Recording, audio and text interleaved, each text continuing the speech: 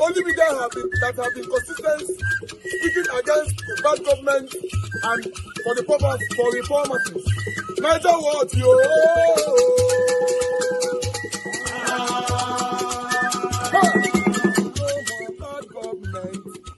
No more bad government. Niger what? No more bad government. Niger what? No more bad government. The only media that have been speaking. No more bad government. The voice of the voice. Trillion CBN fraud, 3 billion on fake airline, over 6 trillion missing in NDDC, all is missing, and you are still looking to tax Nigerians more while the looters of this money are still walking free. No recover, no justice, we are just moving on. And it went viral. And my brother N6 took it further and he just went and asked Grok. He said, "Dear Grok, please read the tweet link I posted below. Then help me name 15 instances where massive amount of money have gone missing or unaccounted for by Nigerian government parastatals from 2015 till date. Please reply as briefly as possible. Thanks." With the love emoji. Then Grok went into action. For those that don't know what Grok is the AI tool for X platform, formerly called Twitter.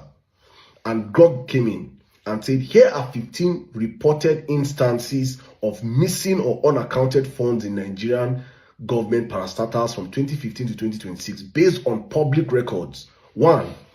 Dasuki Arms deal, $2.1 billion, 2015.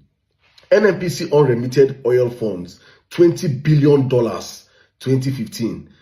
Ikoyi apartment cash, $43 million, 2017. Minor pension scam, 195 billion naira, 2017.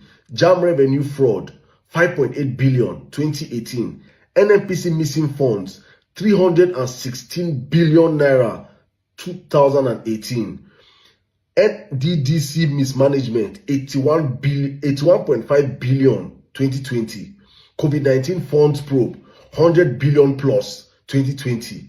Humanitarian ministry scandal, 585 million, 2023. Nigerian air project, 85 billion naira, 2023. MFLA CBN fraud, 1.3 billion, 2023.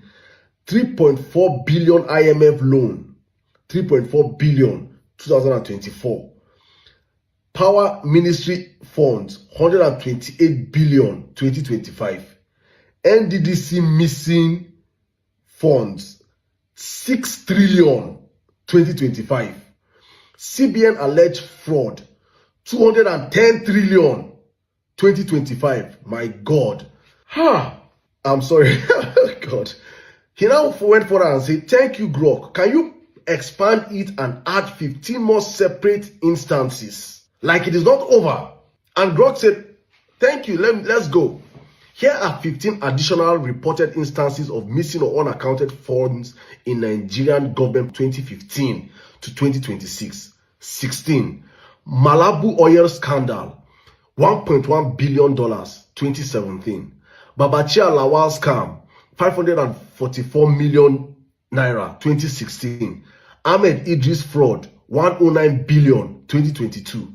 Fuel subsidy scam, 2 trillion, 2015 to 2029. Excess crude account, 2.2 billion, 2015. NLNG dividends, $11.6 billion, 2015. Chinese loan diversion, $600 million, 2015. Police pension fraud, 32.8 billion, 2015 plus. Kerosene subsidy bill, the billions were just written. No, it was not the amount was not listed. Immigration scam, $1 billion, 2015. Stella Odua scandal, 225 million naira, 2015. Farouk Lawan bribery, 620k, 2015. XAG fraud, $6 million, 2015. Ingige corruption, undisclosed. MTN bribery case, 500 million, 2016. These are 30 that have been put to the public domain. Scams, finances that have been looted from Nigeria in the space of 10 years of APC. I did not calm down for this video because I would have summed this up and put it out for Nigerians so that we can have a clear picture. These are the ones that are in the public domain. I want you guys to understand that there are unaccounted billions that have been looted that are not even in public domain. These are the ones that have been released for us to hear. And you keep on hearing these people in this APC that Nigeria is poor. Nigeria does not have money. Nigeria is not wealthy. And this has been my argument for so long that we are one of the richest nations on earth. All we have had is mismanagement of funds and corruption, and I kept insisting that the first three problems we have in our country, number one is corruption, number two is corruption, number three is corruption, because as long as you can't checkmate corruption in the country, nothing is bound to work. Every system, every facet of governance is corrupt in Nigeria. Today we have a government that has legalized corruption. Look at how, if you notice something about these funds, from 2015 it was in billions, it was in millions. As we have gotten into 2025, as we kept going, it kept increasing. When in 2025 now we're talking about 210 trillion. How do you steal 210 trillion? How can a country have 210 trillion missing and you're asking the citizens to pay taxes? This is insanity. And you will see, this post, very few people interact with it. It will not even be posted anywhere. We will not even talk about it. We just pass because Nigerians, we do not care. Instead, we are more interested in Harrison versus VDM. Mundane issues, nothing that affects me and you as a people, that affects our future. I really wish and hope we can start reorientating our brains because, man, we are here watching. These guys are stealing our future, and they are stealing our future, sorry. They are stealing the future of our unborn kids. And it is sickening. It's sickening, yeah. It's really sickening. Good morning, good afternoon, good evening to every one of you right there. I'm going to continue from that particular video because I went on by doing my own research. In fact, that particular video gave me awareness, the reason to go extensively to, to do my own research, to know what we have lost from this satanic kind of people in the name of government or leaders that have been recycling themselves since Nigeria was created. And this morning got missing every other day and nothing is happening about it. But let me quickly acknowledge some of you right there so we can move on to this last presentation. I appreciate you all my people. Good morning, good afternoon, good evening to every one of you right there. Today is Thursday, 15th January 2026. Mother of all Mommy Diaspora, good evening to you, Mommy. Thank you very much for that you do. Thanks for always being there for us here every day. And my brother Abu Azi, I appreciate you. Thanks for all that you do. Good evening to you. Thanks for always being here. I appreciate every one of you right there. Thank you very much, my wonderful people. Mother Peggy Modi, Mother Eugenia, Pacha Nofe, my dear sister, Love Manduka. I can see you all right there. Timmy DB is right there. Michael Okata is right there with us as well. Thank you, Sky Eagle Media. I appreciate every one of you, Mr. Johnson Emmanuel, and many, many, many, many, many more. A lot of you have commented already. I cannot be able to mention all names, but I want you guys to know that I appreciate every single one of you, both those ones commenting and those listening to us this evening. Now God bless you now. Yes, about the situation that is affecting us in our country, we are going to come to the topic that you're seeing right there, or rather, the thumbnail that you're seeing right there on your screen over our principal, Mr. Peter Gregory Obi. Yes, but before we come back to that, I'd like to quickly put this, because Grog have revealed more, while I have to go chat GPT and other research engine, but I decided to come with this particular one here. As you can see, a lot have happened. You can see instances of large missing, unaccounted sum from 2015 to 2026. Pay and D arbitration award 2027, 6.6 billion naira. Which grew to about 11 billion with interest, used arbitration award, got missing at that time. NAPC money from 2016 to 2019, you can see right there, amount that were, in fact, a lot, I don't know if you guys can see this, a lot of, have been revealed that many people don't talk about. Hundreds of billions of trillions naira across this year between 2015 to 2026 have been missing. Without nothing is happening. 107 million barrel of crude oil unaccounted 2019 AGF finding. 107 million barrel. How much is that? that is leaving Nigeria all the time. And many of us not even aware that we have gold. We have so many other things that generate us money in Nigeria that is leaving Nigeria every day because we all focus on just that oil and that is it. You know, specifically 2019 NFPC should face, you know, 1.955 trillion and other line items cited by AGF. You know, that is 2019 NFPC. You know, there's another one allegation that NNPCL and NNPC could not account for 210 trillion naira across several years. You know, Senate public claims, probes. Yes, they didn't probe anything. They only just announced it for you and I the other day. But today, have you heard anybody's been arrested for that 210 trillion? Do you know how much is 210 trillion naira that have been missing? Unfortunately, this thing that we are reading here, many people, they are not interested. You know, if we don't talk finish now, there's a big next bowl where they shake bomb, they press blow, and that kind of platform that they like more than this kind of platform that will give you information that will open your head. They don't like us. But meanwhile, there are more. Many. This is not allegation. This is not allegedly. These are realistic details of how our money is being missing every other day. You know, remitter TSA collection. We don't all these names, we don't know what they mean. No. Then they get the name where they hope where they thief all this money. 182.7 billion naira. You know, House Committee ordered system specs remit. So it's crazy. You know, CBN, you know, operating surplus and no remittance 2022 AGF findings. You know, that one, we have 5.2 trillion naira, we still miss to 11 trillion and 16 trillion items. All of them, they're the Serap. I don't first hear about Serap. We presented it here before, you know, 2.1 billion to 3.1 billion, 2016 to 2019 audit widows. Now he miss, we not the year, nothing at all. You know, we have Auditor General CBN, Anchor Borrows Program, 629 billion naira. See, all this billion, as I talk here, I don't already get headache. As me myself, they talk to you for a year. I already have headache. And nothing is happening.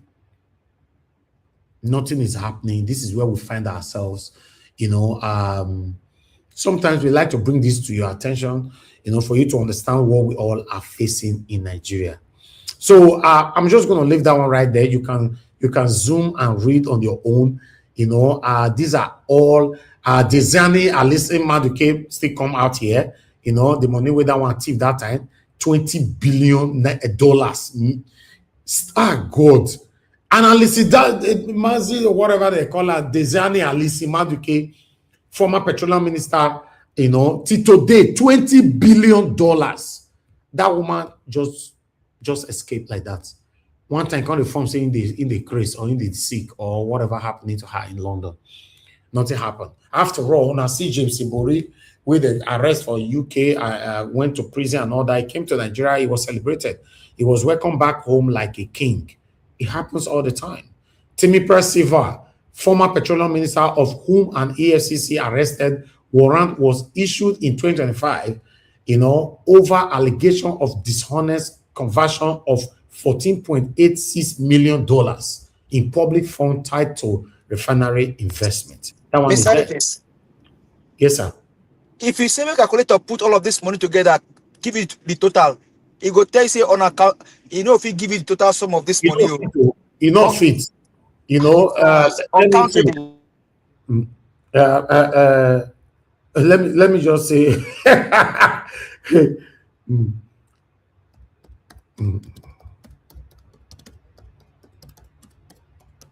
just hold on.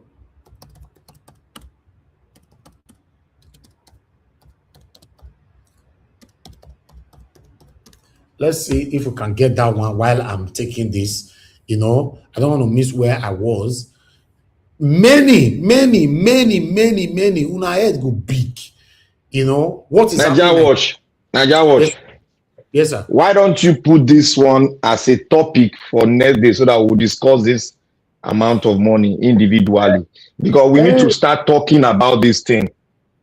Yeah, we go. It doesn't matter. This is just a preamble. We can always talk Because about it. if we don't talk about it, the normal press will not talk about it. Nigerians will not talk about it.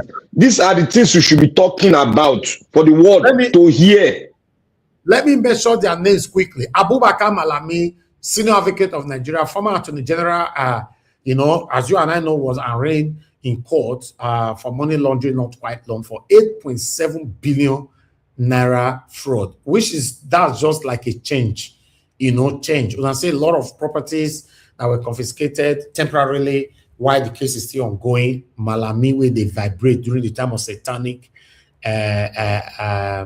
Buhari in power. Theodore Oji, Abia State Governor, what do you call him? Not be they call Ozwakalu. Governor investigated for allegedly diverting over 550 billion naira in public funds with family members. Now that one, it's not Kalu, it's Theodore Oji. After Theodore Oji was Ikpe Azu, then after who is this guy? It's the three of them, the three stooges now that are going against this man. Okay. This one I will give only differently. It's different. Oji. Yeah, so this one is Ojibole differently. Yes. Theodore Oji is different. Miss Elvis, but there's one name missing there when I mention. Which one? Peter Obi name no dey there now. And we go Rishan. People always say, I beg, quickly. I want quickly see that name. I beg. Yes. Peter Obi. Shall GPT put his name? I go talk and just now. We go wait tired forever. All right. When I hear that one, Abubakar Malami, that one, the money with that one thief, he did there. Theodora Oji, I don't know, so that one is different. Ojibole ex-governor, Abia State Governor. We have Chinedum Oji and Chinedu Oji. Son and family investigated alongside Theodora Oji for alleged diversion of hundreds of billions of naira. None of them, they go prison. No. Go thief, plantain for market, and you go prison. We have another humanitarian affairs minister missing funds. Report noted by 57 billion naira unaccounted, prompting calls for investigation, not always tied to specific prosecutions. When I hear that one, then NAPC came up again for 210 trillion, which is the most recent one in 2026, where we did so. Nothing have happened. I say, I never see anything. Oil subsidy, kerosene, fraud allegation, and many, many, many more stolen with about trillions of naira. I tell you and say, I went to Dubai. Someone told me in Dubai that Nigeria can be better than Dubai under 10 years if we have good leadership. Nigeria will be more beautiful than Dubai. We will live on better benefit than people that live in Dubai. We will have, in fact, Nigeria can even be the best in the world if we have good leadership. NDDC, Niger Delta Development Commission missing report, 6 trillion unresolved civil society took the government to ECOWAS court over failing to publish an audit into missing fund. Do you know how much is that? 6 trillion naira. All these cases where they go court, the funny part of it, we don't ever see the outcome of it. The only person that you see say that they really deal with the person that stepped on their toe, like a Mefele, Ojibolo, Mefele, step on their toe. You see the way they go drag Malami, because Malami is also opposite of them. So they are selective, like some people also selective on my platform here, on what to talk about, on what to appear to discuss on this platform and all that. Yes, that's the same satanism that's affecting our government, which is also affecting the same citizens. That's why I kept telling you people that to be difficult for Nigeria to change, because most of the people that are complaining over the government, they are worse than the government, Then oil subsidy and kerosene and blah, blah, blah, blah, blah, they are all there. In fact, I can't take all of them. Even CBA, CBA, Allah. That's why I say we're supposed to take them one by one, put their names, the people at TFAM, where they see they participate in this government. Go they put their names, they blow them out. It can be a continuous thing. Let's carry on like this.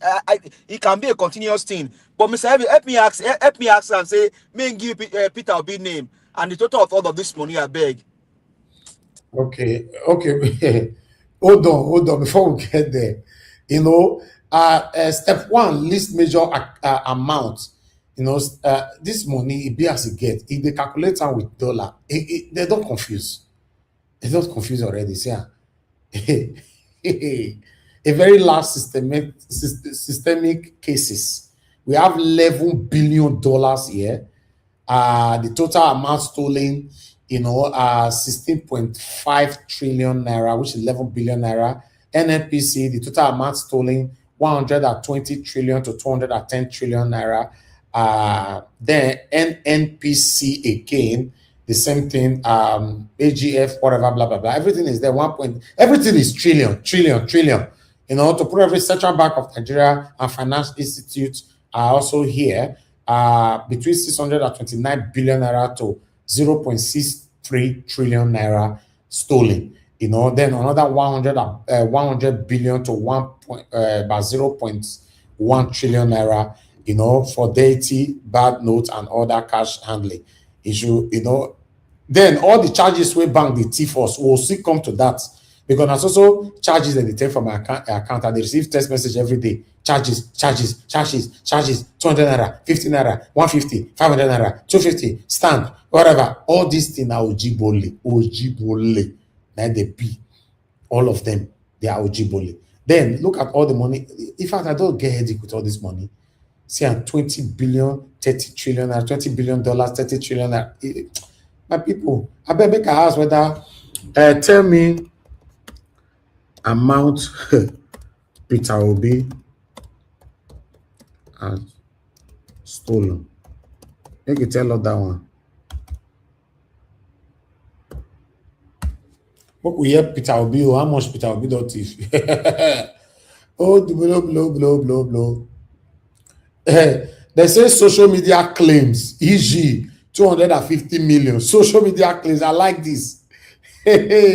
See, Peter Obi has not been convicted in any court of stealing public funds or corruption. There are no verified figures shows that Obi appropriated or stolen specific amount of government money. Not be your papa, your village people they talk. So now ChatGPT, now they talk. ChatGPT don't know what is called ethnicism, tribalism, nepotism, favoritism, satanism. They are fair. If they hear what they talk, in case you deaf. Yes, I know someone from they listen to you. In case you deaf, they block your ear. Make I talk him again. Peter Obi has not been convicted in any court of stealing public funds or corruption. There are no verified figures showing that Peter appropriated or stolen specific amount of government money. You dey hear, Rabbi, you deaf. If you dey here, because you at the moment now you are deaf. You are automatically a deaf and dumb now. You don't go call into this show now to tell us, say, I'm sorry for accusing this man wrongfully. Okay, tell me, make I mention your principal name for you now. Mention one of your satanic principal and see where your life will go. You are deaf. The only thing was say that social media claim 250 million. Now them. Now go write down for them. See them. Social media claim, he said it's not verifiable. They hear them. I beg you. They say, I beg you. You the ChatGPT get white lion. I say, ChatGPT will not be. Wait, not know what that they call village people. Now they talk to. I bet pull white lion. White lion say one contest for Senate. I bet blow that one, make everybody hear me day for this thing. I beg. What cause problem? I say themselves. No, white lion there for ChatGPT too now. 100 billion. He did there now. You dey what they say for again? You say make type and there. White lion Kogi State governor.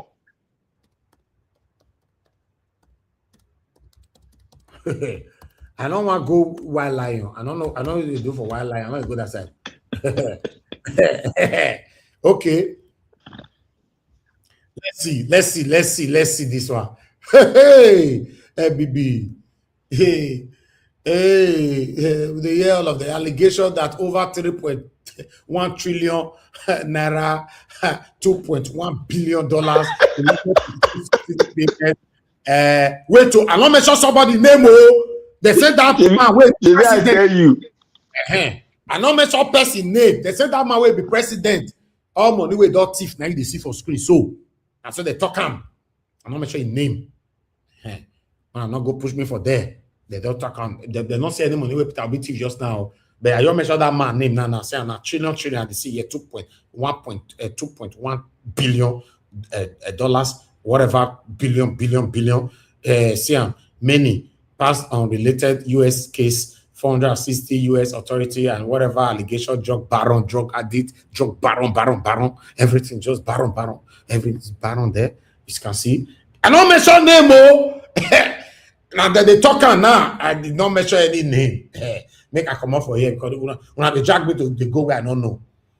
You will stop dragging me to where I don't know. Stop it now. Stop dragging me to where I don't know. Vona go put me for inside where I don't know. I don't mention any name. Now let Peter Obi name I mention.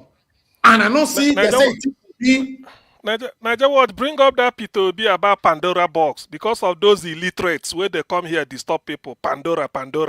Bring Peter Obi, make you hear what they talk about that Pandora.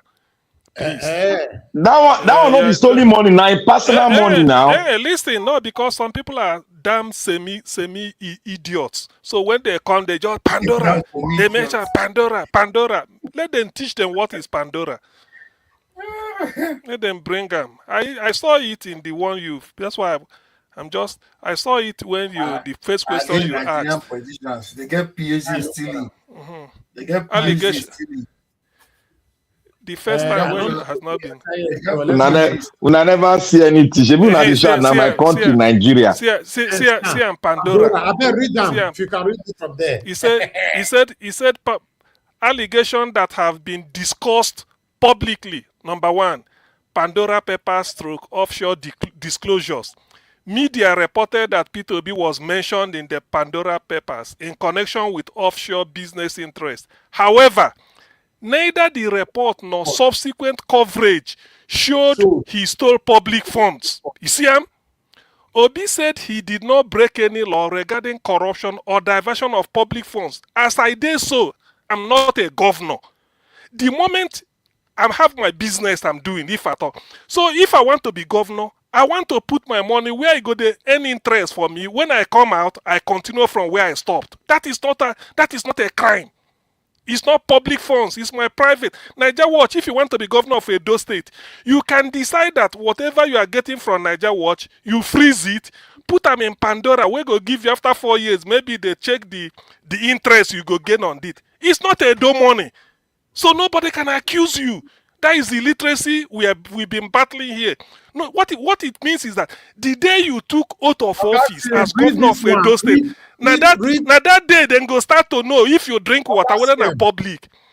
Augustine, read this one. The Pandora paper did not accuse Peter Obi of stealing public funds. Public funds. David Cameron, a Great Britain, a whole UK. David Cameron, their former prime minister, put money in Pandora. Why they not catch him? Because it's a private something. It's like putting money in UBI and Zenith. Anyone will give you better interest. You go and put your money there. When you come back, oh dear. Ladies and gentlemen, this one, we know they ask your village people question now. ChatGPT now they review. I you say I go another search engine in case you think this one is biased. I have so many search engines. I'm a good researcher. I might go to another search engine. Let's start all over again. If you think say I go bribe ChatGPT. But you This is my election. This is my election. It will take place. Nari Panara movie. I be this election. I say this election where they come, so they go do everything to cover my mouth. God not agree.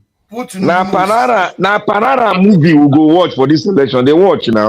Panara. You see, no criminal charges were filed against P2B in Nigeria or abroad. No court conviction or judgment found him guilty of any corruption. You see, we know this. The man is so clean, squeaky clean.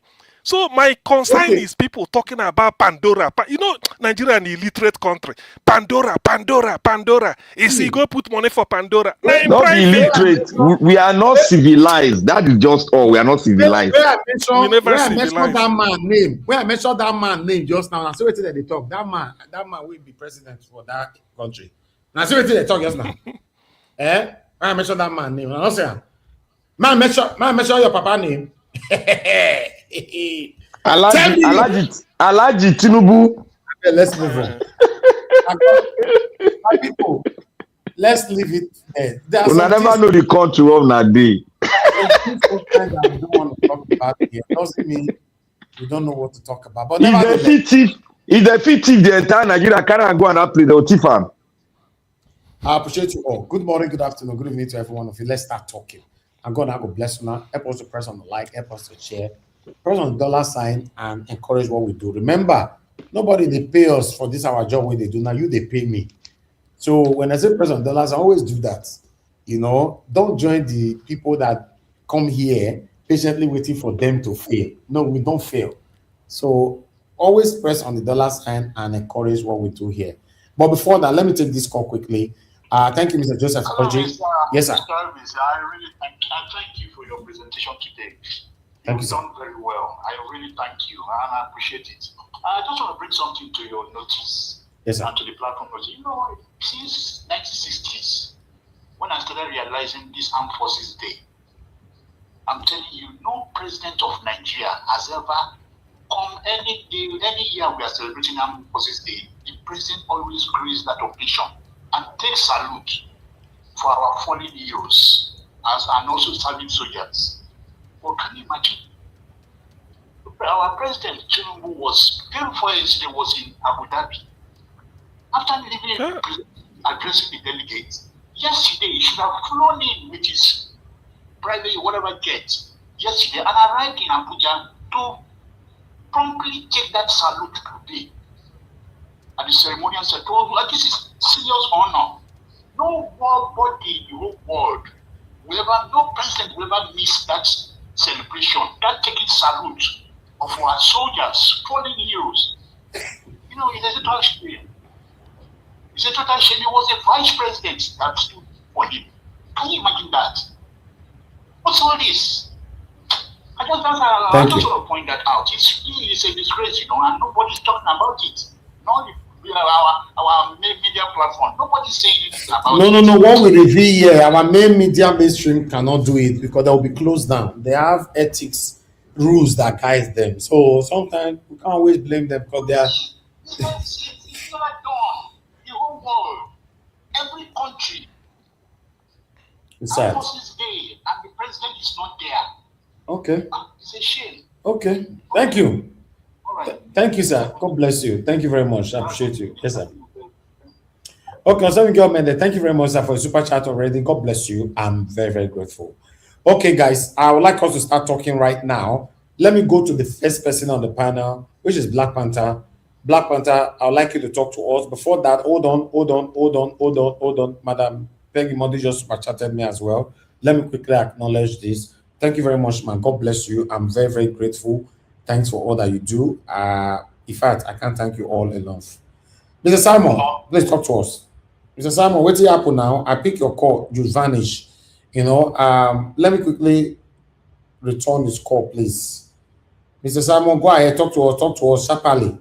You know, those of you that want to call in, I know they call in when they want to. Now, they call later, I know we'll pick. Mr. Simon, talk to us. Good evening to you. Okay, that's fine, sir. My device is slow. When I is slow, I don't understand. That's the delay for your share. Another one they put us on there by the call. Bless say, I don't know. I agree with the panel. I agree with you, sir. Hello? Go ahead, sir. We don't greet you already. Thank you, sir. I'm very no bless. I would just say, I'm going to say, go bring the former governor where he come off for Edo State, where he run go Cassano for Europe. I'm not sure that I would put that in tea. Because it's simply like us now, we come to Cassano for Europe, like now you run go do so. I'll say when you play the little model and video, you see, the talk for March. You know, say, South, they bring their we don't plan since now. You don't follow us from beginning. Nobody will start this broadcast. shall not talk. I say you plan now. Okay. I say you plan, but you see how you talk. The way they put them, you say maybe because there's not politics. Why they put that will be whether that because it's single for issue, I don't know. It will kind of go down. Maybe they don't look inside and talk say, but and they see when they don't say maybe they declare the APC the one. I don't believe they say Nigeria they're ready to make me Nigeria good. Nigeria never ready. As for all those people waiting for they will do the coalition, who they want to drag power with them, it will be all of them. I know they see anybody who will step down with the because they want to do this thing where they never ready to around Nigeria good at all. I know they see for those people. I know they see for ADC say they go last minute Nigeria good because they say the only Nigeria good, they go bring it up come outside. As for the presidency, maybe the flag bearer for them. I know they see that thing for they're going to give speech. The northern people so now they keep secret pass on the last day, and I go see what they go do that day for the primary. They go do primary at all. They go see and say I think that the last time we get for power to protest. Now with this one, so it's not possible. I know the wish me and talk about every time may go back, but I didn't talk as if people can also Nigeria. They're not ready for change. The leaders are not ready for change for Nigeria at all. They are not ready at all. This people, there's no sign of say they'll say they can't get therapy. Or whether they will protect power it's not possible. All everybody there now money they want teach. Over with the other 90 years or the 6 money they go. All right, thank you. The person want to repair Nigeria, they don't want to allow to repair Nigeria. So that's how I say we're not gonna do. Thank you, sir. Thank you very much, sir. Yeah. God bless you, sir. Yes, sir. Yeah. Okay. Oga Prince Collins, are you there? I think I pick yours now. Hi. Now, wow. Guys, just hold on. Okay, Oga Prince Collins, talk to us, sir. Good evening to you. You are not talking, sir. You are not talking. Oga Prince Collins. Mr. Nigerians, I greet you. I greet everybody. I greet the panelists. Thank you, sir. Talk to us. Good evening to you. God bless you. You see, I'm basically interested in the looting issue that you just spoke about. And this is the reason why Nigeria is hopeless. That is why you see that the financial looting in Nigeria it has a severe consequence. Those consequences is what we are passing through. That is why you see increase in poverty, because those money that is being looted is made for infrastructure, is made for creating employment. That's why you see that when public officers when they loot the national treasury and there's a little or nothing left to cater for the people. These are the kind of things that lead to high rate of crime, high rate of poverty, and the result of this thing lead to struggling. People can't meet their basic needs. Unemployment is very, very high. They just loot this money, take it to foreign land. Those people that are giving them independence, they take the money to them. This is why security is very, very high. This is why you see that underdevelopment is there. These monies that they are looting, they are just the money that is needed to put the country right. So Nigeria can never get it right with this kind of looting. Never. So there's no amount of struggle that we're going to struggle. That's why you see the level of social security is very, very high as well. Because the money that is made for the public is just being looted. In fact, as we were mentioning this morning, I started feeling headache because it's unimaginable. It's unacceptable anywhere. So you imagine somebody coming out from Nigeria now and say that we are a sovereign nation. How are we a sovereign nation? We don't even know what is sovereignty. It is the ability for you to put your economy right and do the right thing that make you sovereign. It's even better for the colonial masters to come back, to come and rule us. If we have white people ruling us, they will live a better life. Only they are taking whatever they are taking. They will give us a better life than what we are having right now. Imagine these people that call themselves leaders. They are 90 nuisance. They are constituting nuisance in the land. So all these kind of people are supposed to be exposed to public disgrace, and even what we buy them publicly. All these kind of people that are doing this kind of thing, because they are the problem that Nigeria have. So automatically it shows that Nigeria is the problem that Nigeria have. Nigerians, they are the problem that Nigeria have. And this kind of thing, you bring this kind of news out, some people will listen out, they'll begin to defend this kind of nonsense. People will take trillions, billions. Nigerian population, we're just 200 million. And so some people they looted more than 200 trillions. So if you imagine that kind of thing, how are we going to have good health? How are we going to have hospital? Even Nigeria cannot even provide anything for you, not the pipeline water for you to drink. They can't even provide clean water. They can't give you roads. They can't give you light. They can't give you health. They can't give you education. They can't give you anything because all the monies are being looted on daily basis. And this one is just the one that I've got evidence. There are so many financial looting that is about 3 times, 4 times more than this that are no evidence. So tell me where we are going in this kind of situation. This is why they don't want great people to come in. They don't want person like Peter Obi to even be in that place because all this kind of looting will stop. So anything that will make them stop this kind of looting, they will never support that person that will bring this kind of bring ends. That's why we are saying that Nigerians should rise up. The common man should rise up and fight for their rights. It's time for them to say yes or say no to what they want, just the way it is done. We should not expect any foreigner to come and do it for us. We should get up and do it by ourselves because it is too much. Thank you very much, Mr. Ariawas. God bless you all. Sir. All right, callers, I'm done for now. Let me go straight to Black Panther. Black Panther, you have the floor. Please talk to us. Good evening to you. My brother. I hope you can hear me clearly. Yes, sir. Thank you for doing it once again. Every day is a day, and we are progressing. We are moving further. And I want to thank Mommy in Diaspora. Thank Mommy in Diaspora for doing a very great job. Thank you, Mommy, for being consistent. Every day you are here. Even sometimes we are not here. You are here. You are setting a good example for us, and we are learning, and we are trying to be you and do more than you. In Jesus' mighty name. Because the son will always surpass what the parents have laid down. That is how it's supposed to be. Thank you, Mommy, for giving us a good foundation. I want to thank the people, the audience, the Nigerians and diaspora that are watching, and the Nigerians in Nigeria that are watching, quote and unquote. May God bless every one of us. May God keep us. And may God bring up the morale and kill all the deposit, all these pastors, looters on the pulpit are deposited into every Nigerian Christian. May he pour it out in Jesus' mighty name, so that we can realize our liberty in the word of God. Because all the Christians in Nigeria, they are in captivity. I want to thank the panelists. May God bless every one of you, and I want to thank everybody for putting it as one of our priority to continue to research and bring news to the audience about what is happening in Nigeria and how the country, quote and unquote, is being disseminated and destroyed. I will start my delivery by saying what the three musketeers, the people that fought for the independence of the country, they were in a confused state.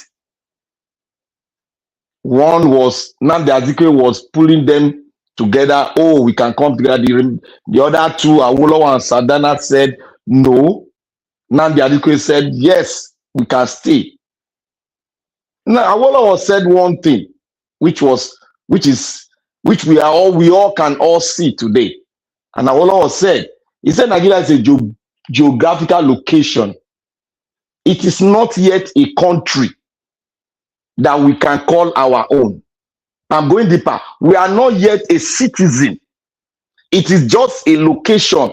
We have to define that location. We have to set the rules and regulation that guides us, so that we can farm on that land and make it our own.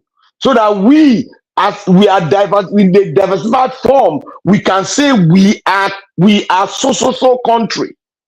Because the name given to us by the colonial masters is making us drown. We have not defined who we are. That is why we are outside crying. That is why many Nigerians don't know their history. They don't know what it is, especially those of them born in the late 80s. They don't know jack about Nigeria. What they are seeing today is a mirage. What they are seeing today, they deem it as hope. It's an hopeless situation. Unless they go into the historical antecedent of this amalgamation of this country, which has expired, but nobody is trying to go deep into it. But we want to bring legality out of illegality. That is what majority of Nigerians are doing, especially intellectuals and those in the diasporas. We are not focusing on the core of our problem. We are not focusing. We don't want to be a country, but we want to live together. How is that possible? How is that possible? I ask the entire universe, Nigerians everywhere, how is it possible for you to be a country when you have not defined the modus operandi, how you are going to live together? Awolowo said it, and Sadana said it. Sadana said, he said we have nothing in common. The way of our worshiping, our food, the way we walk, the way we dress, we have nothing in common. It is better we go our own way and form and have our own country and be friends and do business together, have alliance together. That is what the Sadana said. Then Nnamdi Azikiwe said one thing. He said we should wait for them. He told Awolowo we should wait for them. Awolowo disagreed. But there's one thing, after Nnamdi Azikiwe went into the words of wisdom from these two men that are the heroes of the different tribes of Nigeria. Now that God said, he said to our politicians that will take the bantles of leadership from them. He said, if you people don't define the country that you live in, it will be worse than the Congo. My brothers and sisters, where are we today? Are we not worse than Congo? What has happened in Nigeria has never happened in Congo. Congo, we're fighting for mineral resources. Who is going to own it? But we are killing ourselves because we are born of different mothers. We don't know our father. We are born of different mothers. We don't know our father. If our father comes, that will be a united front for us, and we all define who we are. By having a law, not a law given to us by one man, not a law given to us by the British, not law given to us by Abdul Salami, who is a traitor to the nation of Nigeria, who has brought this sin to us, who is killing our children all over. He has brought it to us. And I will not stop mentioning his name. I want to thank our brother in Arise, Rufai. Rufai nailed it, and he spoke excessively. What the chief of the military head, defense minister, spoke. He said, "A friend to a thief is a thief." I'm rephrasing. If you are partnering with an armed robber, you are aiding and abetting criminality. Therefore, the same crime he committed is the same crime. The law says a universal law all over the world. A military officer, a retired officer, is aiding and abetting terrorism. And the Nigerian people, quote and unquote, because your country is not a country, anybody can talk anything, anybody can do anything, nothing will be done. Look at what Nigeria just brought forward. The amount stolen in Nigeria is well enough to take care of the entire West African coast. The entire West African coast is enough to take care and put infrastructure better than Dubai in the entire West African coast. But look at us. I won't blame us because we are not defined. Nobody cares. Everybody is doing his own father's own. Everybody belongs to a tribe because your tribe is more important than the amalgamation that you called Nigeria. A tribe cannot move himself out of all these things we are having. We have to form a uniting front. If you cannot form it, let's go our pathway. Any of them that can form amalgamation, let them do it. Because Nigeria, you cannot see the new Nigeria if you cannot define yourself. It is better to avoid what Nnamdi Azikiwe said, because your politician will never. It is better for us to fight for a good foundation for ourselves, so that we will not continue to experience this. If not, if this country continues the way it is, every one of us are going to experience one person affiliated to us that will be slain by this terrorism. I bet you, today I'm saying it, if we don't research well and decide, every one of us, both in diaspora, in Nigeria, we are going to lose one person from our family. People might say, oh, it is going to happen because it has happened in Iran, it has happened in Iraq, it has happened in Syria, and it's going to happen in Nigeria. It's not a cause. It's on the table. It's not a cause.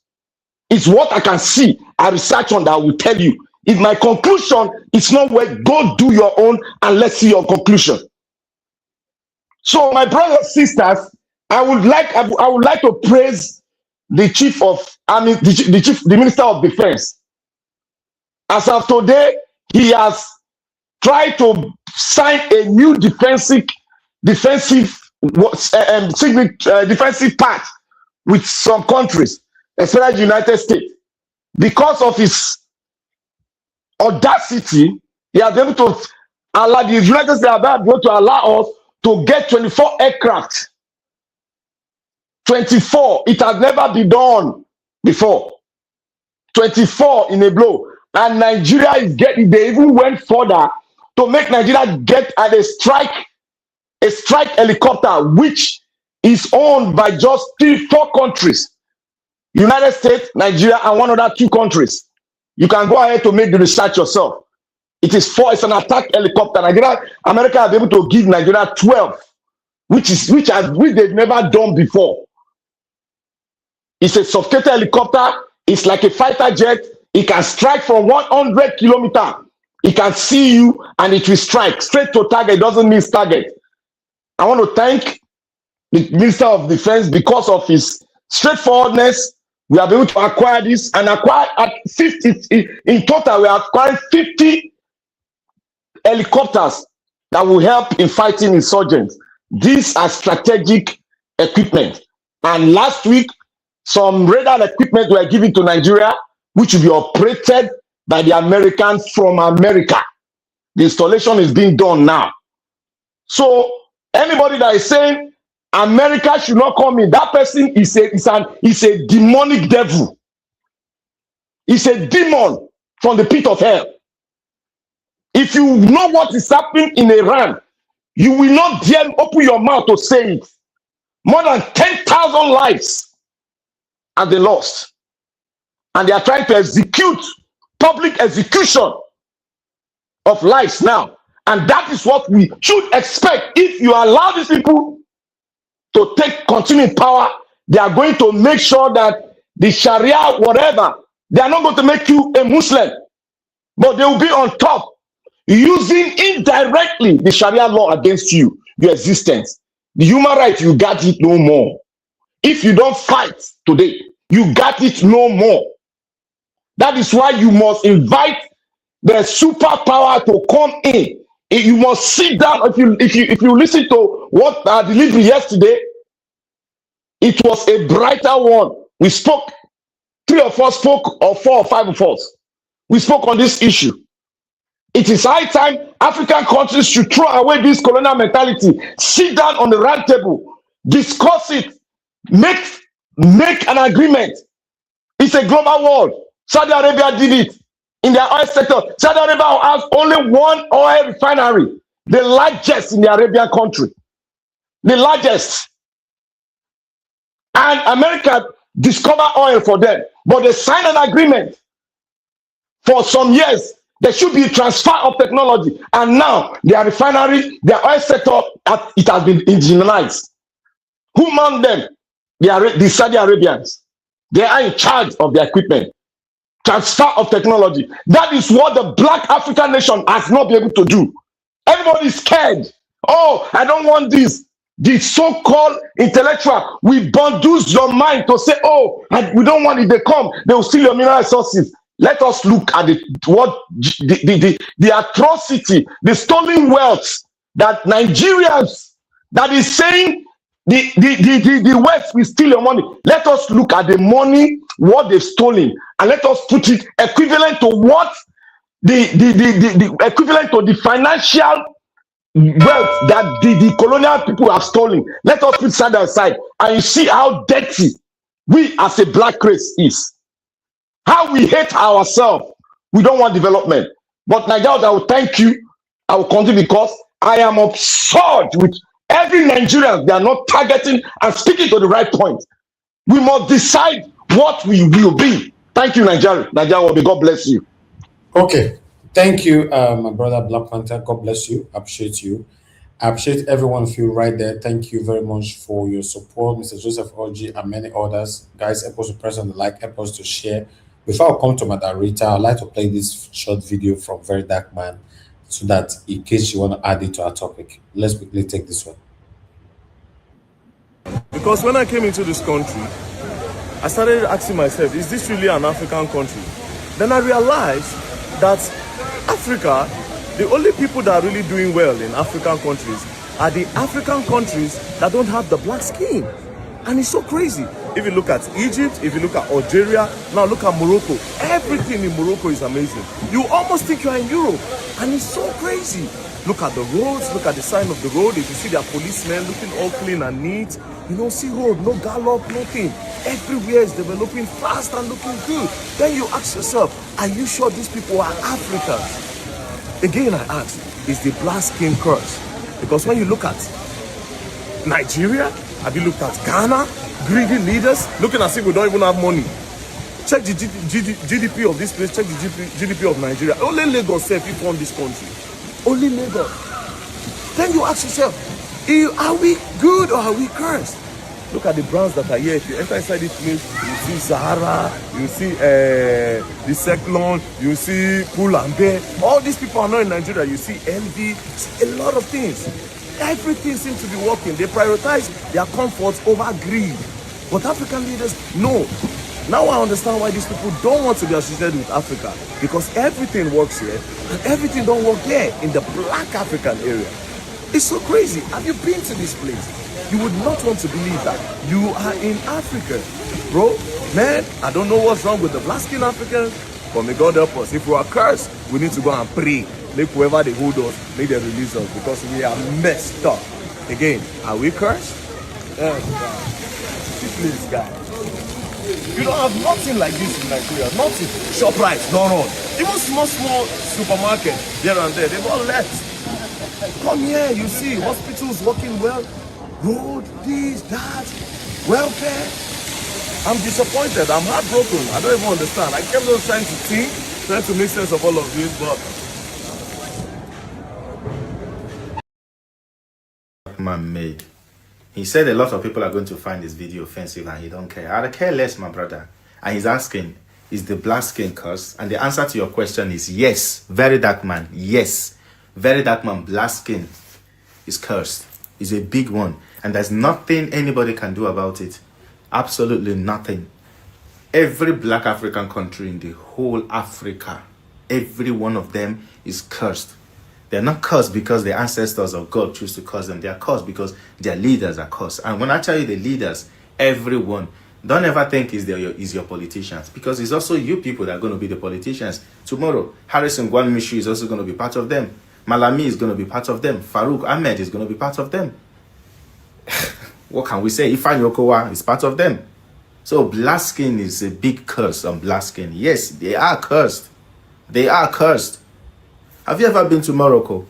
Go to Morocco. I can guarantee you will find it difficult to see a pothole in Morocco. Not that there are none. But you can't compare the pothole in the whole of Morocco to the one in Lagos only or in Abuja only. They have their ghetto. Their ghetto, yeah, it'd be like some posh areas in Surulere. Black skin is cursed and is a huge one. You forgot to include South Africa. Very Dark Man. The only reason why it looks like South Africa is working is because of the presence of Oyibo in their country. That's the only reason why you see South Africa, some areas the way it is today. Split South Africa today, tell black people to go their way and Muzungus or Igbo to go their way. You will see wonder. You will know that truly black people are cursed. They are, all of them. Where do you want to start from? The same black people that will come out in Ekboma to protest against people that are protesting because of insecurity, are they not cursed? Are those people normal? The same black people that will be going to the mosque to pray for every evil spirit working against Farouk Ahmed, every evil spirit working against Malami, a man that embezzle you and loot you dry, and you're telling me that those people are not cursed? The same country where youth are, standing in solidarity for Harrison Gwan Mishu, you tell me those people are not cursed? Is that the same country? The same country like somebody like Yahya Bello is going to come out to be your next senator for the next 8 years, if not more? Is that the same country you're telling me that black people are not cursed? Very dark man. I hope I've answered your question. Black people are cursed. Until you go out there, travel to all these. Okay, are you guys aware that ShopRite is no longer in most places now in Lagos, Lekki? They have moved away. Before they moved away, I did this video sometime last year, December or November, but I thought I'm going to showcase it here, but I don't get the time to showcase them. I did this video. Watch. Before they left, watch the counter. This is ShopRite. All the counting is empty. So I'm just going to take you guys through and see. Everything is empty there.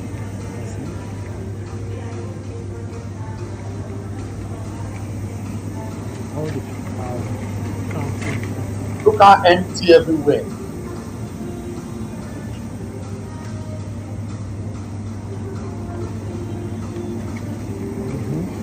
Everything, look how the counting. Everything is empty. Just look. This is so disgraceful.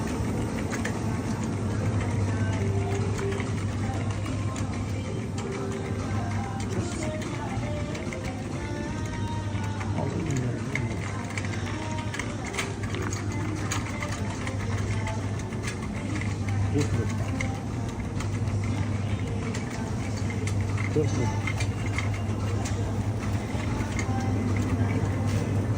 Money.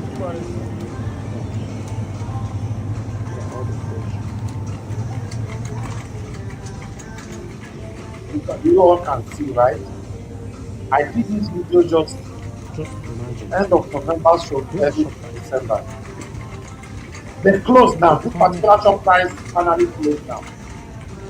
Just look. Just look. Just look.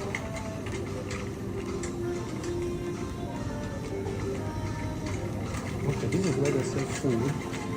Look, everything is done.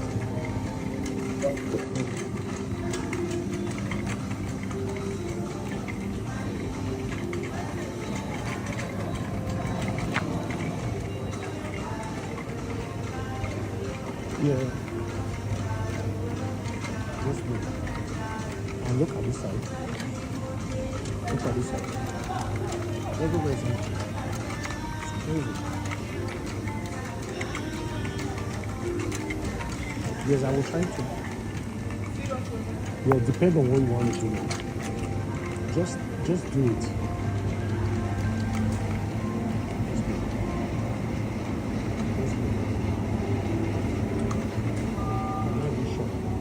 Look how far the country. This is crazy. Look at it.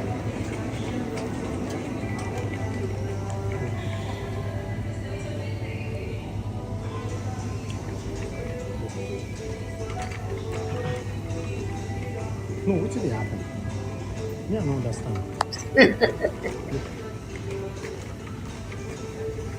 Voila.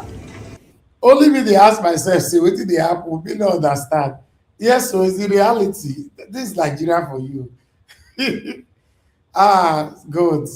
What a country. But they are finally closed down. The ShopRite doesn't exist anymore now. They closed down before Christmas and they have moved back to their country. You know, so that South Africa people will get them and all that. It's crazy. It's crazy. Nothing is working in Nigeria, man. But me, my mother, Nigeria Watch, hold on. I beg, find that video of Tinubu saying we are going to reduce purchasing power of Nigerians. Because if you have purchasing power, that shop will not close. Because that is his aim. You don't achieve that one now.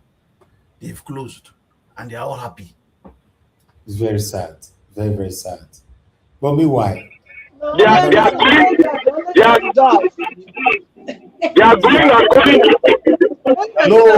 according to their plan. Everybody just talking the same time. Where's that noise coming from? Black Panther, I believe your audio is bad, or someone, Mother Patricia, you were saying something. I said because somebody said whether Tinubu achieve is reducing their purchasing power, and he was referring it to ShopRite. But it's not only ShopRite now. Nigerians cannot afford, majority of Nigerians cannot afford what they normally can afford before. So it's not just about ShopRite. It's a lot of things that has gone wrong. That's what I was trying to say. No, I'm just saying that's an evidence to let you know that he has achieved his aim to reduce Nigerian purchasing power. Everybody, they collect woto for this country. Anyway, Madam Rita, talk to us finally. Good evening to you once again. Yeah, good evening, Mr. Elvis.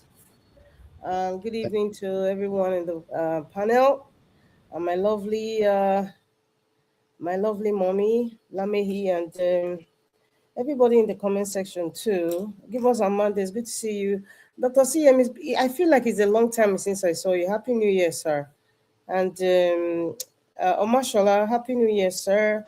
Madam Patricia, of course, Black Panther. Every time we speak, it's like I remember the Wailing Wall. I don't know why, but I'm not saying that you will, but that just come to my head. Maybe because of the passionate way you speak. But thank you so much for educating people. I listened yesterday to your submission after hours, and there's a lot of things that people don't know. And thank you for this program, because programs like this, or rather channels like this, it kind of help a lot of people who are not in tune with what's really going in the world, and really to understand politics, why certain economic policies are affecting us. It doesn't matter what part of the world you belong to, you need to be informed. We are in an age where we have the internet, where we have a social media, and where you also have search engines just to do your research on your own, and you just get informed. And of course, Mr. Jonathan, good evening, sir. Good afternoon. It's a very, very snowy day in Ontario. Those of you who are in Canada, we had like 12 inches of snow, and it's still snowing. So be safe out there. And okay, I'm just going to start from the back. Black people are not cursed. We are not cursed. We are just greedy. And, by human nature, when things are not going well for us, when we get so frustrated, we get to the abysmal feeling of hopelessness.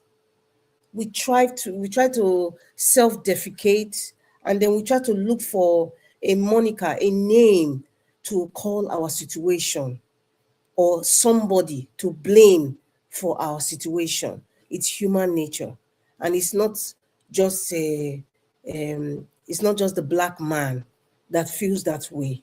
It's human nature. So we'll not go to the point where, okay, we have to tag something to our problem, and then we tag curse.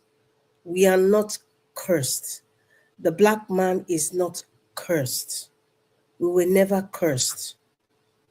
We are just greedy. That's it.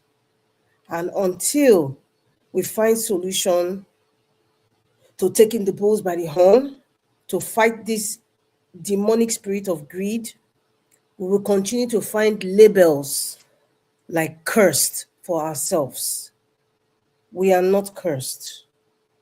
We are just greedy. You know, when people say, well, it's so funny, you know, I just remembered something. I remember the Berlin Conference of 1885. And yes, Google it, my people. You cannot have two phones and an iPad and you're not using it. We need to start reading. And if you go back to those of you who are in Norway, you know, or the Scandinavian countries, you can see how the Vikings were like savages. Even Europeans were like savages. Everybody was groping each other. Everybody wanted to be a leader. If you want to read I'm sure some of you who are in the Scandinavian countries now, you read how, you know, kings, everybody wanted to be king. People were betraying people. People were pilfering, state resources. People like making people pay more tax. There was no development. The money was just going to certain echelons of the society, and it ended there. And they started betraying each other. They married the echelons, married their children. You know, that was a cycle until Africa came and they saw that, okay, this continent had everything. King Leopold of Belgium, you see what he did in the Congo? Because these people, they now mastered how to deal with the psyche of the people. The mind. That's why I say we are not cursed. So we should not put that in our mind to say we are, because we are not cursed. We are greedy. And that is human nature. But how to deal with that greed? We have gone to a hybrid level of greed. How to deal with that greed, irrespective of if the person is your mother, your father, your sister, your brother, that is where we are. But we have fear. So in the same way, people like King Leopold, in the 1885 Berlin Conference, what the people decided, there are a list of countries that were there. As a matter of fact, the Ottoman Empire from Turkey, there was a representative in that Berlin Conference, in case you know, and that is from Arab nation. Turkey is not far from those countries that Black Panther was talking about, Algeria, Morocco, and all that. What does that tell you? The Black man has been suffering for centuries. And we've gotten to the point where we have lost our self-confidence. We don't have even the liver to address the pain that we are going through, or to deal with the pain, or to deal with the poison that has caused us this pain. Instead, we self-defecate. We look for tag names to tag ourselves like cursed. Please, Africa is not, Black people are not cursed. I think somebody even mentioned Rwanda. I remember Rwanda, Paul Kagame successfully transferred, or rather, it has successfully made Rwanda a country of, you can really talk about. I know Professor Charles Ozakome went there, and one time he was talking on Arise TV. He was saying that he made a deal with one of his friends that if he sees a single piece of paper on the street, they made a bet, I will give you this. But he said when he went with his wife, he stayed there for like, I think 3 or 4 days. This was on Arise TV. I remember that show. And he said he was in the car and he was telling his wife, he was literally looking for a piece of paper on the ground. He was looking for it to show it, because his friend went there before and said, listen, this is the Rwanda, that we talk about, and we think it's just one dirty app. It's not. He didn't find, he said, a single piece of paper he didn't find on the ground, on the road. He did not find one. This issue of Rwanda, Tutsi and Hutu, Paul Kagame is from the Tutsi tribe. Do you know where that division started from? It started from skin. The white man came there and made the Tutsi tribe, who were obviously lighter skinned, light complexion people, made them superior because they were kind of closer to them. So the darker part of Rwandans were feeling alienated. And it got to a point, it got so vicious that they didn't realize that the white man had made them feel, try to play with their mind and segregate them like, oh, the lighter skinned person was more of a higher race than the darker skinned person. And that's where the bad blood started to develop. And we got to the Rwanda massacre that we all talk about today. But have you really asked yourself the root of it? In fact, what's his name? The Minister of Information. I don't care whatever his name now. But the Minister of Information, there was a comment he made on Twitter. whatever his name is, he went to Rwanda and then he made a comment. He said, never again we will allow, I think that was years ago, and somebody was criticizing him because we now came about the Igbo tribe being marginalized in Nigeria. So they now, question him like, this is the statement you made when you went to Rwanda and you found that the history of what happened during that massacre. And you see what led to it. Working of the mind. It starts from somewhere. At the end of the day, you forget where it started from. You start defecating yourself. You start calling yourself cursed. We are not cursed. We have not had the liver to deal with the issues. Europe that had savages. Scandinavian countries, the Vikings. You watch it in the movie, it was worse than that. But what did they do? They got to a point to say, you know what? We have to take this bull by the horn. We have to decide what is best for Scandinavia. We have to decide what is best for Europe. We have to decide what is best for America. We have to do it ourselves. We have to take the bull by the horn. We can go through a war, but however, we can come together and say, you know what? The war is over. Yes, the war is over. A lot of people have passed through pain, but let us make our country work. Nigeria today, we have gone through so much. We are still going through so much, but we have still not agreed to come together to stop the menace that we are facing. Instead, you hear people come on social media and say, black man is cursed. No, black man is not. See, people like Very Dark Man and this guy who came to talk about how we are cursed, I would say they are cowards in some way. Yeah. They are cowards because an Arab man will say, yes, I know what is happening, but do you know what? I mean, I'm talking about an Arab man of their age group now, our age group, and say, we are going through this. Let us make a decision to change the country. An Arab man will not say an Arab person is cursed. No way. Or their skin is cursed. So you see that working of you feel that the person with the lighter skin is way better, is doing better because of the nature of their skin, or maybe they have a certain brain. No. We are greedy and we refuse to deal with that greed. We have refused. We are cowards. Let me just say it the way it is. We have so much cowardice that we cannot just deal with our issues the way we ought to deal with it. But instead, we just, I really don't like talking about that. That it kind of stung me when I heard we are not cursed. I'm not cursed. I don't know about them, but I'm not cursed. And I don't believe the black man is cursed. Now, going back the missing money, all that list, Mr. Elvis was going to ChatGPT and the video that you played, it is going to continue again. It is still continuing even as I speak. It's just like kidnapping, terrorism is going to continue even as I am speaking. It's happening right now. And do you know why it's happening? Because we are part and parcel of what is going on. All the monies that you talk about from that ChatGPT, all the stories of the monies, I'm not going to go to list them because it's too much. Bankers were involved. The bankers you guys praise, the bankers that you guys call that, they have gotten to the echelon of their career, they are people, they are inspirational people to look up to. They're all involved. United States, they trace the dollar. The United States trace their money because their money is universal. Bankers are involved. CEOs are involved. Moguls are involved in moving of all this money.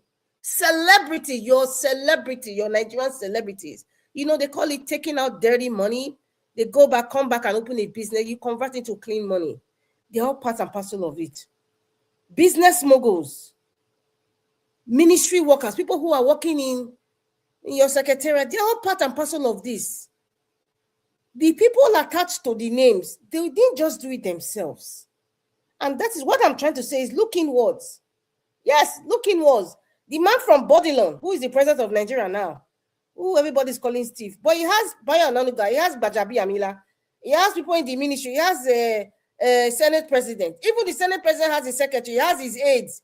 Everybody is part and parcel of this. I'm trying to look for a very nice word because we are on social media. They are part and parcel of this conglomerate of thievery. They are part and parcel of it.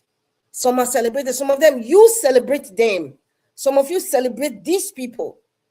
Some of you look up to these people. Some of you are dying to meet these people. Yes. And then because you get to a point in your life, because you are not having the opportunities to be in this satanic circle, you get frustrated, things are not working, you self-defecate. You not call, you think that you are caused, or you not say, oh, the black man is caused. No, deal with the problem. Fix the problem. That's what the white man did to their country. They were once like they were even worse than this, savages, but they fixed their problem. They didn't say the white man is cursed. They didn't say the white skin is cursed. The Arab didn't say the white skin is cursed. So the missing money will continue, sweetheart. It will continue because they are participants amongst us who are part and parcel of this stealing. So it's going to continue unless we agree to come together and have our own Berlin conference in a different format, in a modern day Berlin conference. I'm talking about Nigerians now. Then we will not call ourselves cursed. Finally, okay, let me just stop here because I want to go to Daily Mo. I'm just going to thank you very much, Mr. Elvin. All right. Thank you, Madam Rita. You can talk on Daily Momondo on the second submission. So we can quickly move on to everybody. Okay, let me go to give us a mandate if you're available. Sorry. Good evening again. I think una dey learn, abi. Una dey learn because every time we dem gong on una no won't give up. Una see the same way give you 30 seconds, 1 minute, no una random. Madam Rita, you don't talk, but when the gong go now, she just stop. They would do one like that. Thank you. Because if not the men now, they'll see the dragon there. That's true. Thank you, especially Mr. Alabo Black Panther. You know, and give us a mandate as well. Give us a mandate, talk to us if you are there. Okay, you are not available, Madam Patricia, please talk to us. Good evening to you, man. You go come. Okay, good evening. Mommy Diaspora, good evening. Yeah, thank you so much for all that you do for us. Madam Rita, good evening. Give us a mandate. No, you know, they good evening, but you they listen. I think that now, Mr. Dr. Cien, good evening. Black Panther, Mr. Jonathan, Inzibidi. I think that's what's this? Omashola. I think that's Good evening to you all. And of course, all the other people on the other side, which is comment section and any other person that will watch us after. Good morning, good afternoon. Please hit on the like sign, press the dollar sign. And for those that have already given, already super chatted Mr. Elvis, thank you so much for all you do, because actually, the laborer is worthy of his wages, and your contribution, no matter how small, or how big it is, it goes a long way. It's a sign of appreciation to encourage Mr. Elvis to keep doing what he's doing. So we appreciate you and thank you so much. And may God multiply your seed sown. Yes, it's seed. Yes, it is actually. Anyway, we don't come again. And Nigeria Matana, we day here. The little one don't go picking card.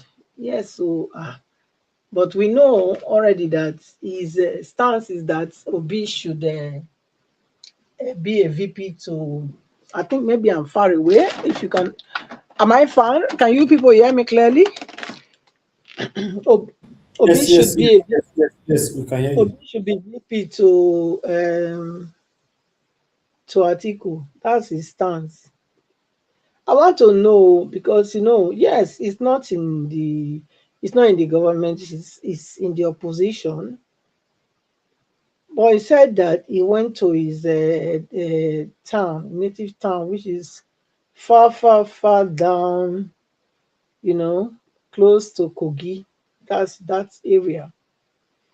And that's the most places that have been ravaged with this kidnapping and all that. I believe he didn't go just himself. Definitely went with escorts and the rest. So if those kind of escort could be security could be provided for those people living in those places. I don't think anybody would have been kidnapped. But because all these people, all of them, they're still there among now. Make we not forget that they all are still the VIP or whatever, the special people of Nigeria, the leaders. So I know he's in the opposition, he's not the one, he's not in the government, but at the same time, that will not stop us from not saying what it is to be what it is. He talked about people that has regretted their actions before, and they could see it in them that now they want to change Nigeria. I don't believe that. I don't. The only person that I can see in ADC, actually, like I always say, I don't hate to be, and some of you try to portray me here. I don't. The only thing I said is that the reason why I am who I am and why I'm always saying what I'm saying is because when he's supposed to do the thing that he was supposed to do, not having to run here, run there, he didn't do it. And I had the right to be, to pull my support from him because I didn't feel that he was taking the right step to make sure that this going to this party, going to the other party would not be the case. Because if really he had in the beginning, when those katakata started, Obi picked courage and just say, you know what, even though if he's not the one registering it, somebody else can register it, but it's under him. You understand what I mean? That was my own, that's the reason. Because I knew that all these things will come. And these are all the things that I was foreseeing, that was making me say those things that time. And so I don't hate to be the only person there now that is in ADC, so be. But at the same time, how can you go into a deal with people that are not credible? That's the thing. Articles words, you cannot take it to the bank and bank it. You can't. You're on your own on that. So who else there? So I mean, these are people that have joined. Is it Rufai that joined, that they are the ones that imported this Fulani to Nigeria to be killing and maiming people till today? That now we are having big problem getting rid of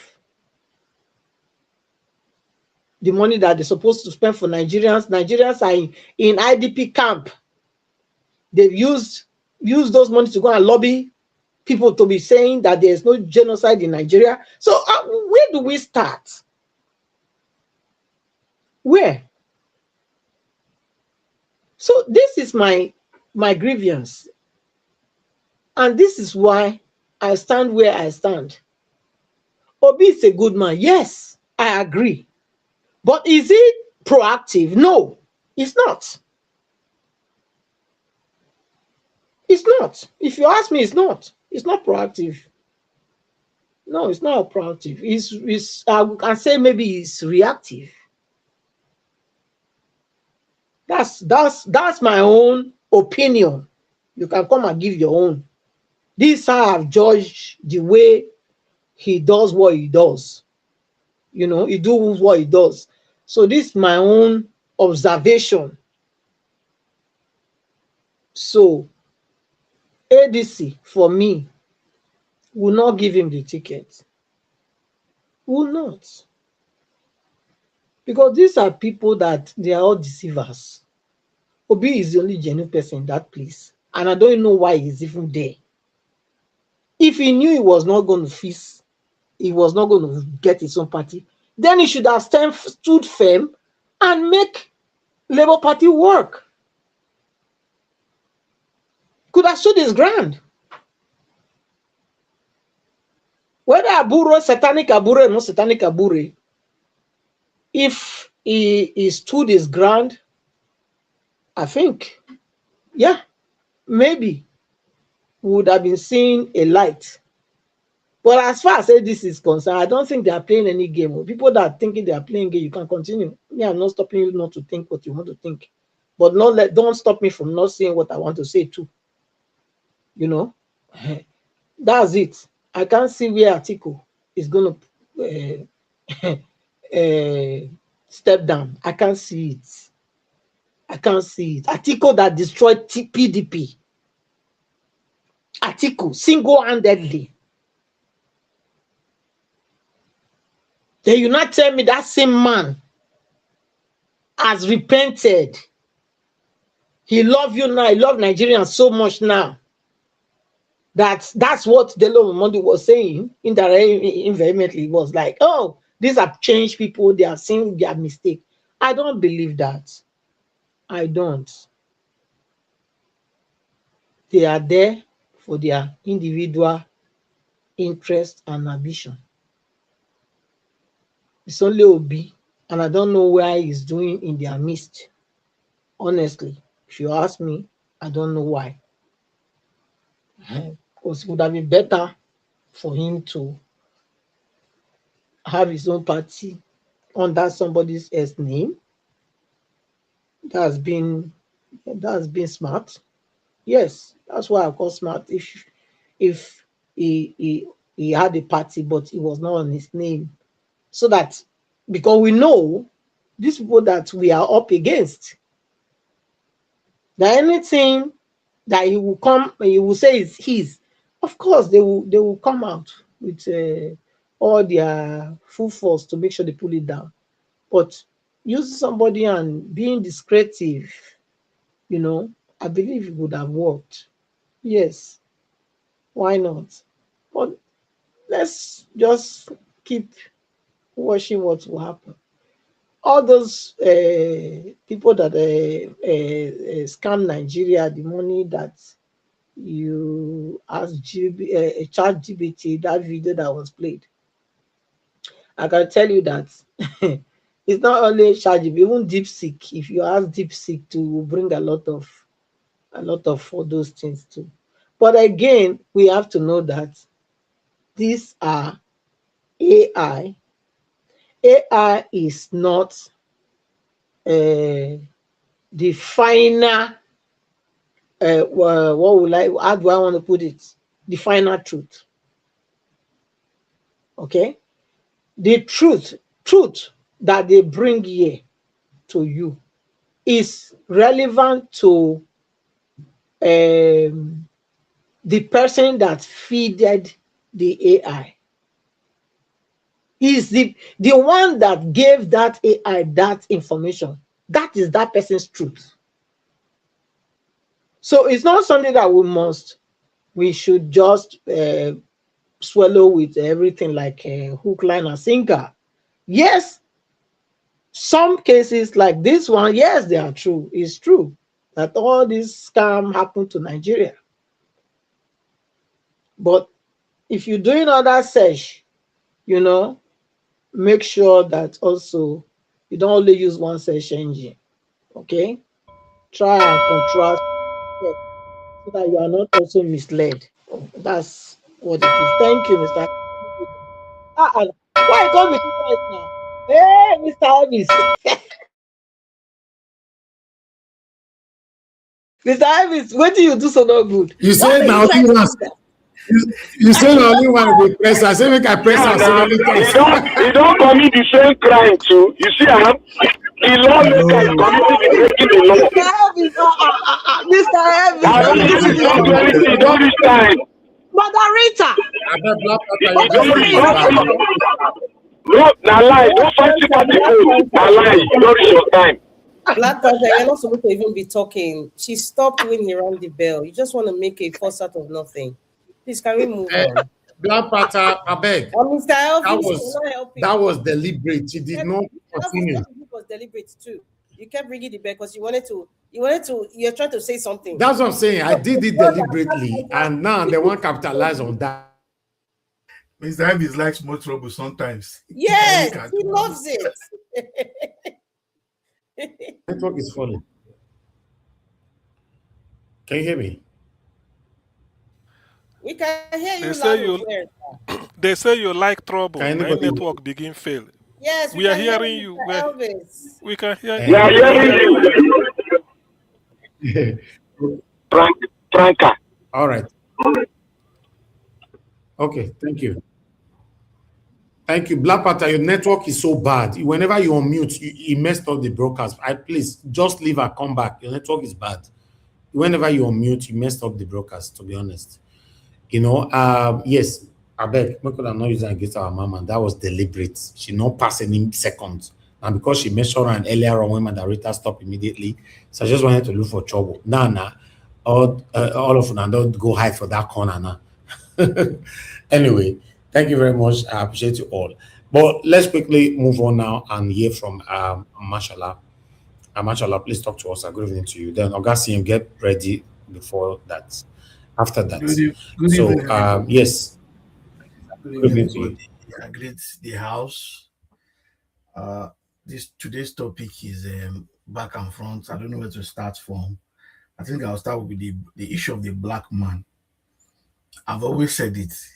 An average black man is wicked and greedy. And that's the issue. It's not that because white, because one particular part of Africa is they are white or not, just wicked. A black man is very wicked to himself. Examples, you that are abroad, you've traveled abroad, you see your fellow black man, even in Nigeria, your next door neighbor, even say hello, how are you, how was work, Lila, he'll walk past you, he can't say good morning.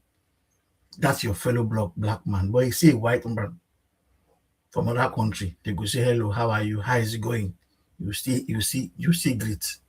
That's not true, Mr. Mashallah. I'm giving from where I'm staying. Where I'm staying. Meanwhile, at all, you can still be living with the white person for 500 years. You are in America. Person's name or high. So Mr. Rita, Madam cannot Rita, be all you are black in people, please. Cannot be all black. It's true in UK. Madam Rita is true in UK. Mashallah is right. America, this is UK I'm talking about. It's true. I don't believe so. Black people in the UK, I've never experienced that too. I've been to the UK, I've never experienced it. I'm telling you, even from other, but they are just like, hi sister, and they are not toasting me. They're just saying hello.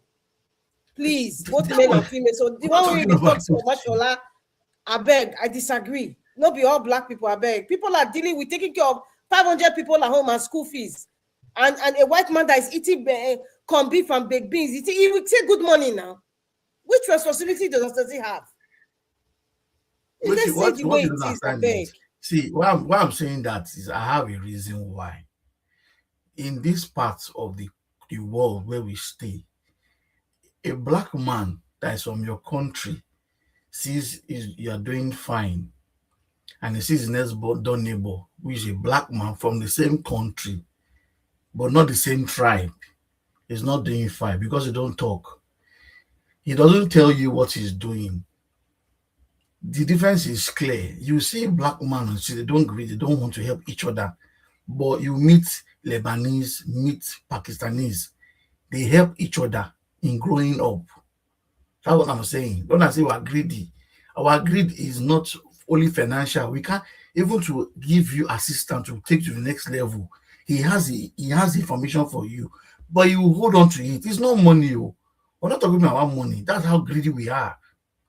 But when a white man in Pakistan, I'm not talking about British. I'm not talking about British people. I'm talking about Pakistan, Indians. Anywhere they are, they bring their people to that place. Mr. CM, am I not saying the truth? It is here you see a black man do something. He will not bring his fellow members to come and join him, to come and stay in that same position where he's working. That's how wicked we are. So if like you said, but Mr. Mashallah, that must be in the UK. That's what I'm telling you. I'm telling you. Yeah, in the UK, but he's right. Not in in the UK now. UK is not all Europe, Abi. So let's Yeah, agree. well, That's what I'm telling you from where I am. even in UK, let me just tell you another thing that they do in UK. Be the person first, or Mashallah. Be the person first. Wait. Why you wait for them to greet Wait, make I tell you another thing where they do pay. for my eye for you. Yes, Make I tell you another thing. I'm time that it takes, so make I finish them. No, you go talk about no verse. No, make I just tell you. I tell you another thing when it happened to me for UK. You know, say, make I just talk at one, just give me 20 seconds. Another thing when I noticed for UK, I moved from Norway to UK. I don't know, say, that the same mentality where they get for Nigeria, they get for UK. Because for Norway, people come to my house, Africans, nobody they thief for Nigerians. For UK, they thief every look, even up to my son gold. When he leave for a ruin, I don't know. The way they go play football. When he come back, the gold don't go. Because my door is open for everybody. For London, they thief everything. Everything. Not them. So now UK you go talk about not be for you, not be for Europe. Now UK talk about I'm not saying Europe. The black for that UK now what for now where I did I talk about. Now where I did I talk about. So for that's one of the reasons why your politician can steal so much money and don't care. And the painful part is they steal this money. The money is taken abroad to develop their own place. They take those money and use as loan for people here, giving people loan left and right. You're buying a brand new car, you're paying maybe 2,000, you now pay for 3 years, 4 years, which cannot be done in Nigeria because you're stealing money from Africa. Is being used to finance their business here because your foolish set of people as governors, senators, they don't know what to use money for. Because this amount of money that has been stolen and looted, if you take that money and use to develop our Nigeria, you've stolen the money, no problem. Bring it and develop the country. We will not be where we are today. Concerning ShopRite, I can't blame ShopRite. It is the government of APC. Since APC came into government from Buhari period, ShopRite got into Nigeria before Buhari, before APC came to government. Everybody was going ShopRite. The latest shop to go and buy things of ShopRite, everybody was feeling nice. Buhari enter. He didn't take them time. By now, Tinubu entered and then he now crumbled everything. So which company wants to come and say this kind of government whereby your citizens now PDP now bring ShopRite too. Is it? Now PDP. Hey now PDP bring ShopRite. Now PDP doing PDP now ShopRite. We tell no say ShopRite they exist. Now they say Poshuam. Now APC concurrently Poshuam. Now the real agenda is our president has said he will reduce our purchasing power. So if we reduce our purchasing power, how will ShopRite exist? So they have to go. Then we were talking about ADC. ADC, let me define ADC for us. ADC is a congregation of old looters. ADC is the congregation of old looters. And the most painful part is the saint amongst all the politicians is just one drop in that congregation. Now, I don't know how if it's possible, ADC is to be deregistered. How?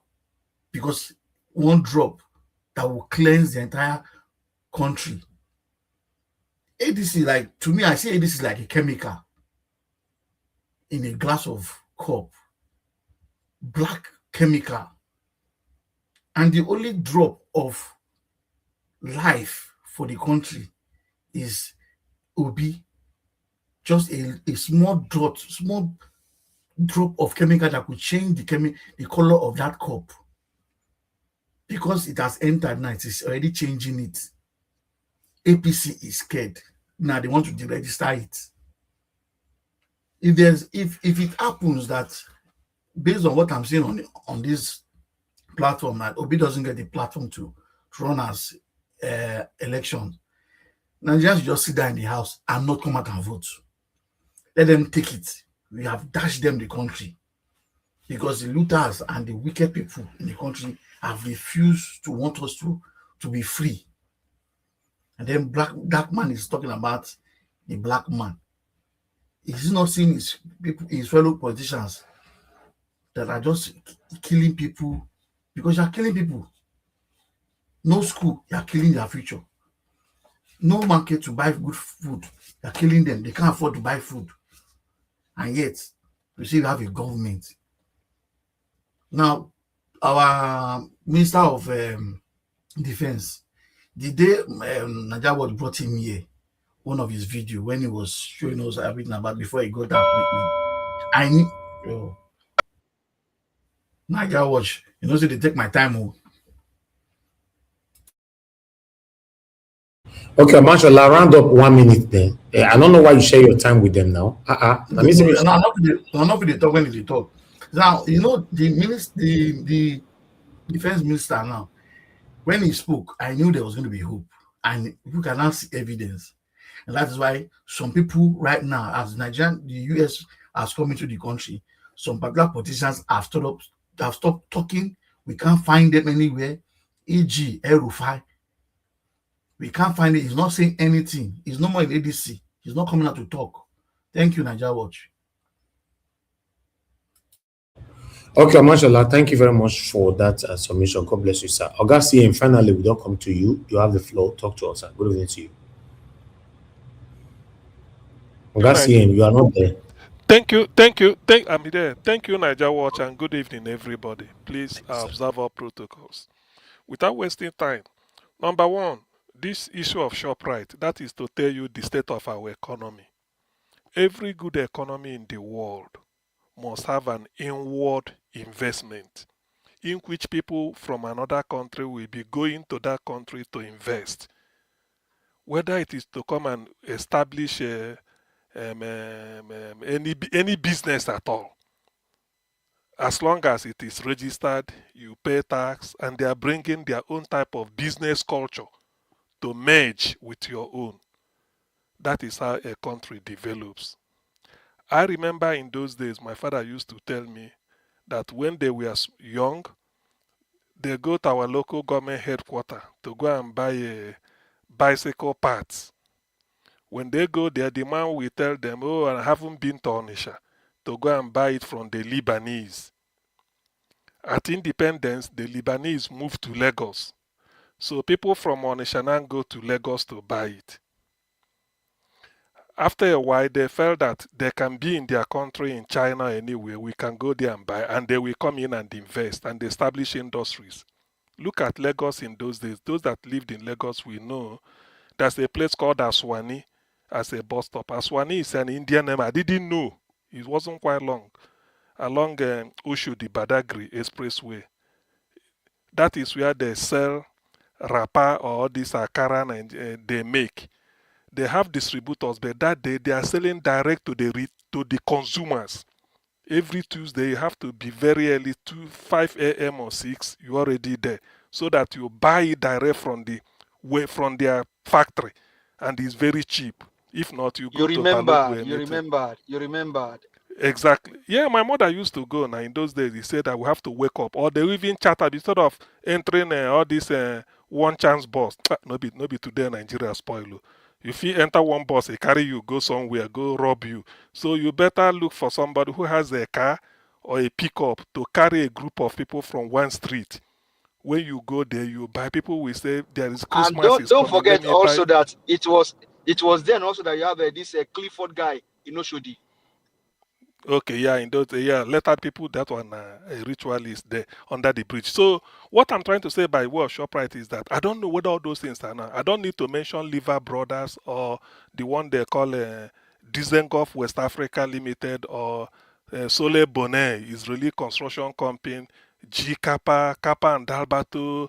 Leventis is owned by this thing. Leventis stores in Papa Kingsway. So all these things, it just shows that the economy is booming. If foreigners are coming in to invest, so this ShopRite going now will tell you that Nigeria economy is in its knees. And they, like somebody said, PDP brought it in, then APC sent them packing. So that is to tell you how Nigeria is managed. The last president we've had is Goodluck Jonathan. No matter his imperfection, people now know that presidency is not making noise or because he's strong. Jonathan is he doesn't make noise, but he uses his brain, and at least he's not corrupt. Personally, like I have to, I don't know whether they've brought out charges against him or people telling me he own this. So let me leave it like that. That tells you that Nigeria is crumbling economically.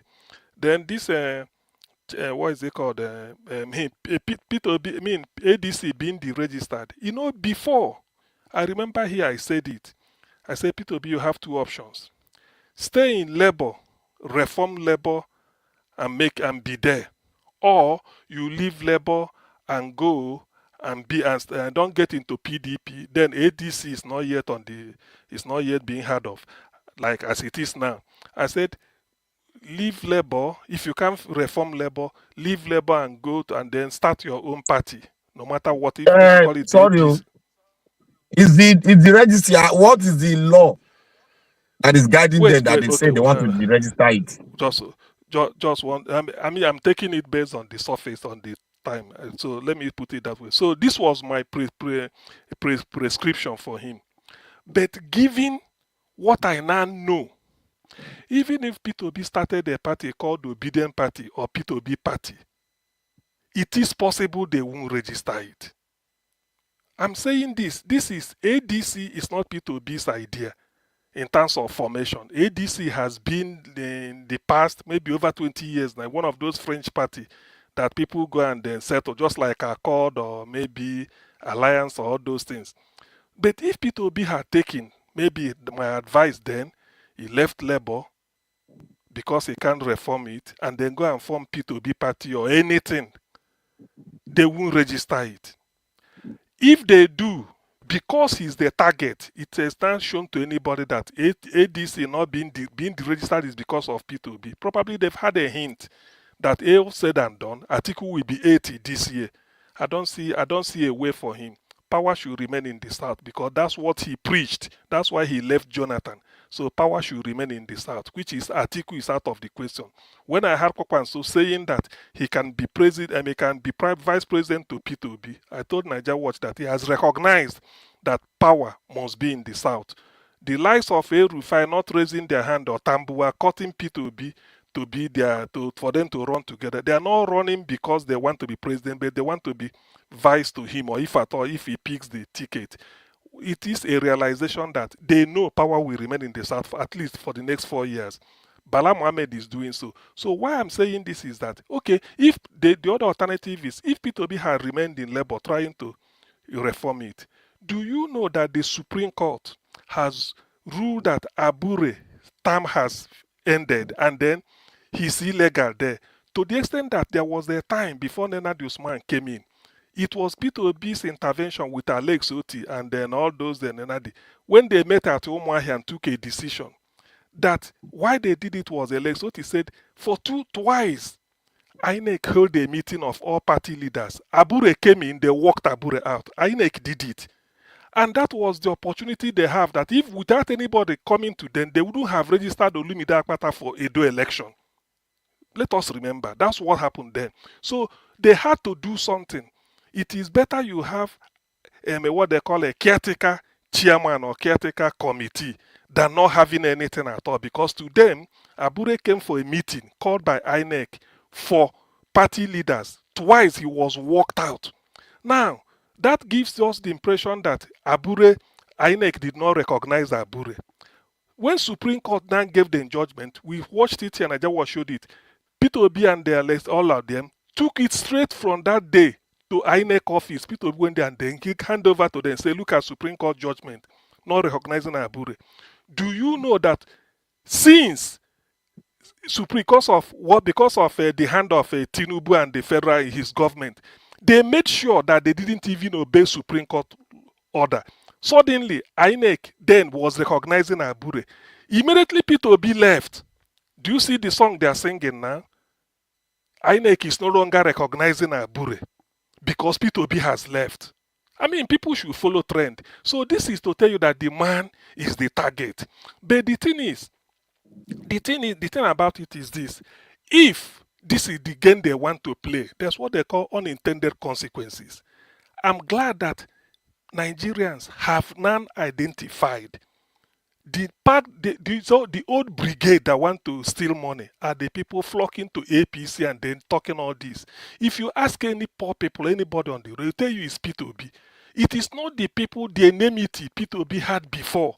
In 2023, people are relying it's an Igbo man.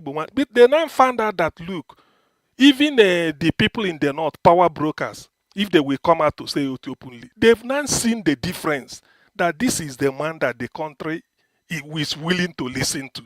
I don't know of international community. So if P2B has stayed in labor today, INEC will still be recognizing Abure because Abure is the man there, planted there to do the hatchet job. Now P2B have left labor and they started saying that INEC did not recognize Abure. INEC did not, they're now starting to look at the Supreme Court judgment that P2B gave them. We saw it, he walked and gave it to INEC, say this is the judgment, don't tell us that you don't have it, this is it. And it was because of that, said we now had a caretaker committee led by Nena Usman. Because of that, they fielded Olumide Akpata as the governorship candidate in Edo State. Otherwise, that place would have been vacant because you have no party structure, so you can't field. So this is the dilemma P2B is facing. I want people to appreciate this. It is not a case of if he had formed his own, because I used to say so before. Now, if they can talk of the registering ADC that P2B did not form with all those things, what if P2B has formed the own, all obedient, the youths, and they flock in there? Do you know the person they will sponsor? Because you have to have office in everywhere. Sponsor one man, he entered there, they give you, put down 1 billion or $100 million. Say this is for you to make sure you rake whatever. You do executive council meeting, the man will leak it to what they do. Because these are part of the party. That's what they call mole. Then they will now discuss and say, this is what you have to do.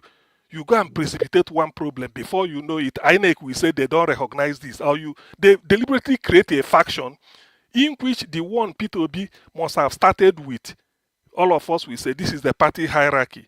INEC will say they don't recognize this one is a faction, or this, or the INEC will deregister. So, you see, what they call the plan, the landmine they sown for P2B is life and thriving.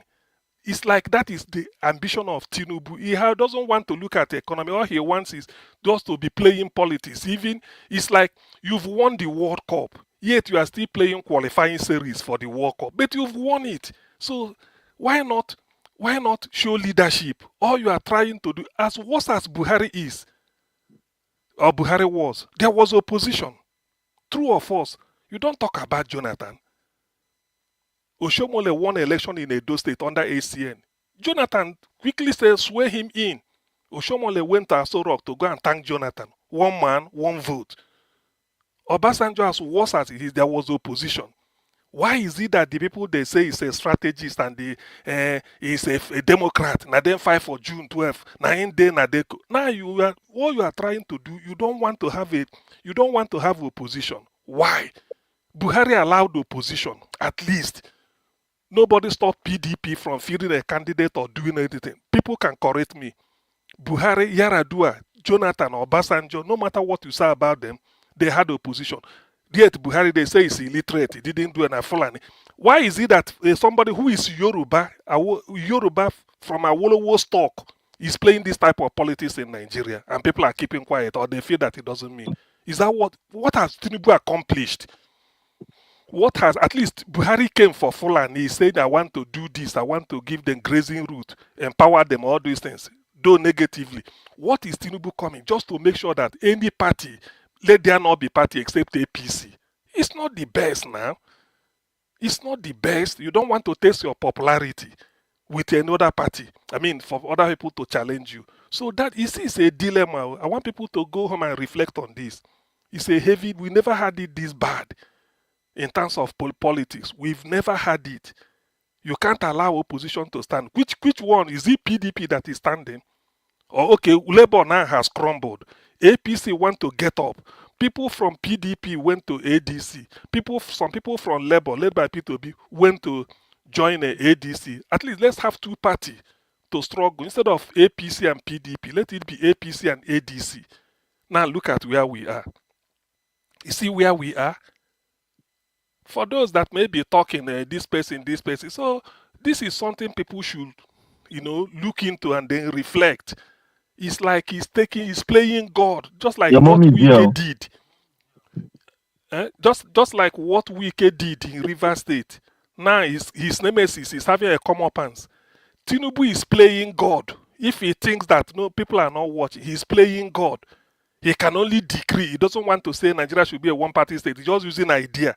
Anybody goes there and plant a moles there, and then they will be destroying it. Tell INEC deregister, don't register. Why should INEC deregister ADC? Let us know. Why?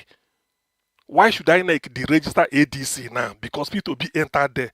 Immediately P2B entered there, talking of the registering. The Labour Party will now tell you, oh no, Abure, Supreme Court has sacked you. Why didn't you? Now, because P2B left. Maybe P2B goes back like that Ahmed said, I'm back to Labour Party. They will not tell you that that Supreme Court decision is, this is it. Nigeria should see the handwriting on the wall. They had better seen it now and do something. This is no longer a case of this. It is no longer like that. So that is what I have to say as for that. Then as for Nigeria Watch, what you revealed through Grok or whatever. Yes, it is true, but what that means is it is an aggregation of opinion expressed all over. The just like our IT system, aggregate it and then bring it out. It's as simple as that. The issue of Mrs. Desi and Alison Madueke has been on since. People have been saying it, writing it, publishing, no challenge. So if the system now brings it out and present, and the way it says it, it will tell you this is what people are saying. Just like what he said about P2B, about Pandora.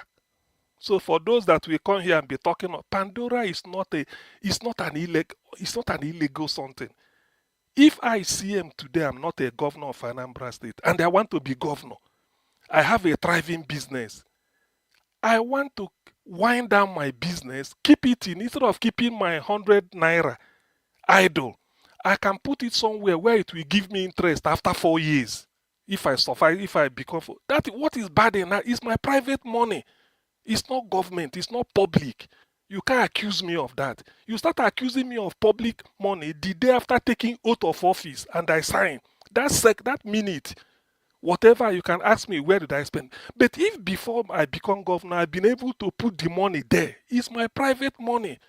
David Cameron did it here in UK.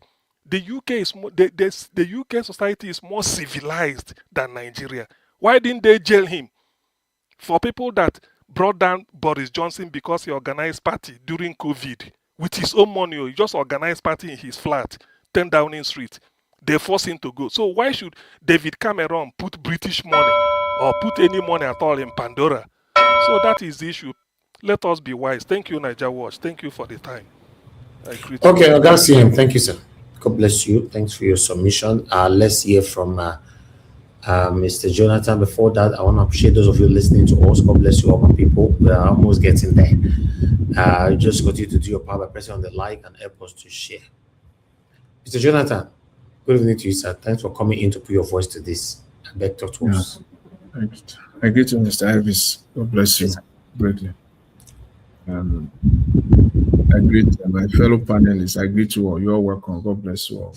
The Among Diaspora. I greet you, man. Good evening. God bless you.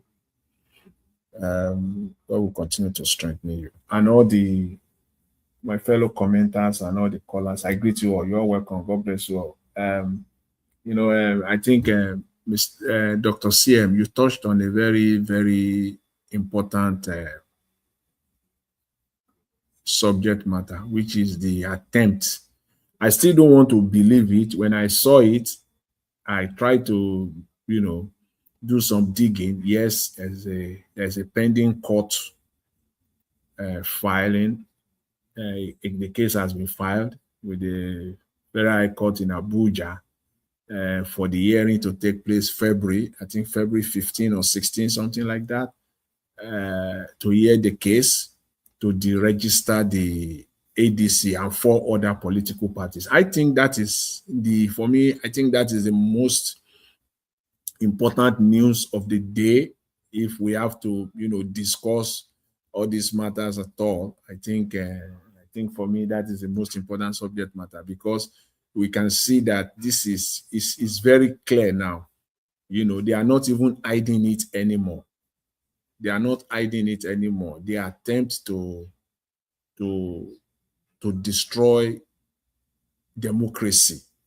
Let's even leave political parties alone, you know, because political parties, all of them, they are made up of people. They are people who have their own individual interests. But democracy itself is for entire Nigeria. We have a stake in this democracy. So this is an attempt to destroy democracy here, you see. And they are not even hiding it anymore. It's now an open secret. Yes, Dr. Sia, you talked about, you know, the game. Obi left Labour Party.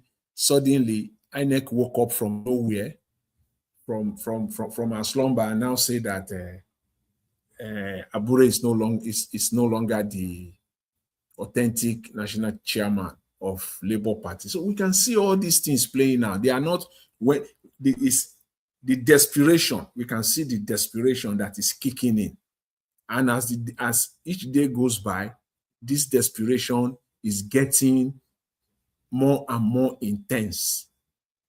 It will get to a point where they will even come out openly, especially when the people they've hired to do the job, they are not getting it done the way they want it, because we're going to see it. They are not hiding it anymore. They are not hiding it anymore. And that brings me to that issue, that topic where somebody said Black people are cursed. And I listened to Madam Rita briefly. I listened to her submission when she said that Black people are not cursed. Madam Rita, see, I want to believe that though as a Black person, you want to dissociate yourself, you don't want to attach yourself to that line of statement. Yes, I understand that part, and you did that vigorously. But for me, in the real sense of it, something is wrong with Black people. At least at the minimum, you will agree that greed, you describe it as being a form of greed, that Black people are just greedy. But you will agree with me that greed itself is a form of enchantment. Greed. When someone is greedy to a point where it has now become a detriment to people around him, to the society at large, it is evil. To a point where it becomes an enchantment itself. It's a form of evil. They have been enchanted somehow. That is just what greed is, especially greed that has gotten out of the roof.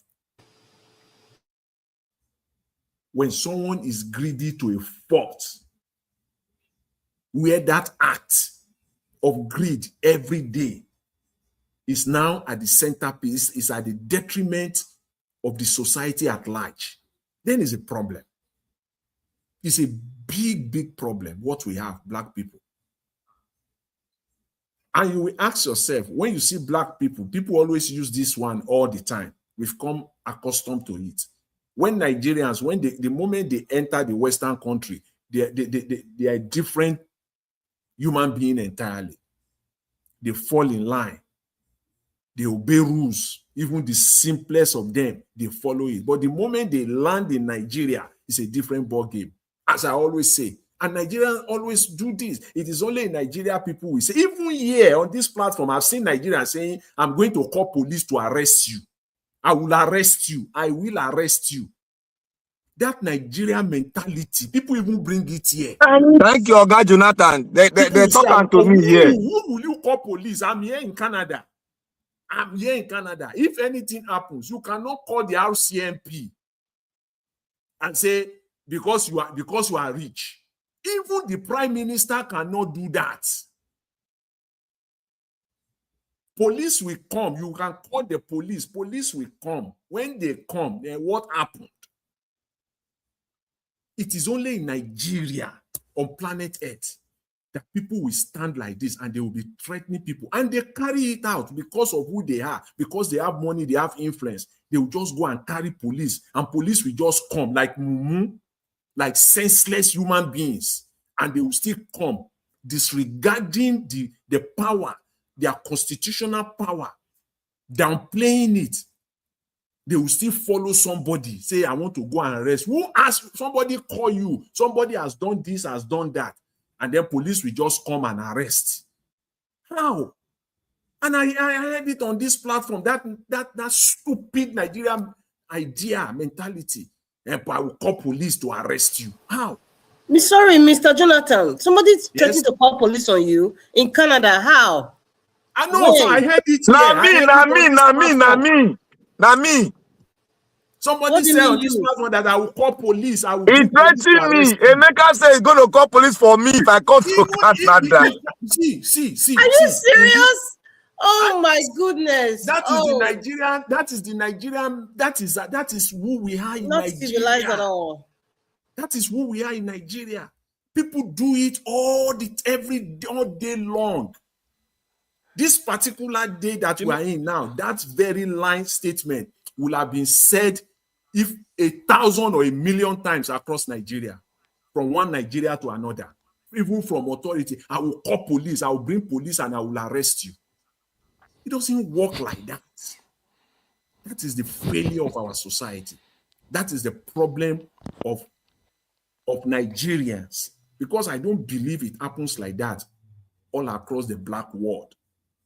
It's just this very one is just peculiar to Nigeria. But generally speaking, black people are there is this enchantment. I don't know what it is. Enchantment is even a greater way. When someone is enchanted, it's satanic, it's evil. That is the problem that we carry in Nigeria. If it is not so,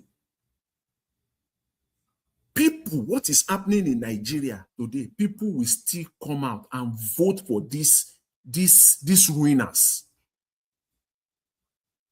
Give it to them. See, when you say Nigerians are illiterate, they have sense. All those illiterate people that you see, deal with them. Deal with them on the normal level, our normal local traditional level. They will deal with you. You will know that they have sense. Then what continue to baffles me is that when it now comes to the issue of national, great national issues like elections, like political leadership, these people will just behave as if then there is something is wrong somewhere. I don't understand. Something is wrong somewhere. How people will still come out and vote in Nigeria of today in a normal climate, just in a normal climate, this government will have resigned.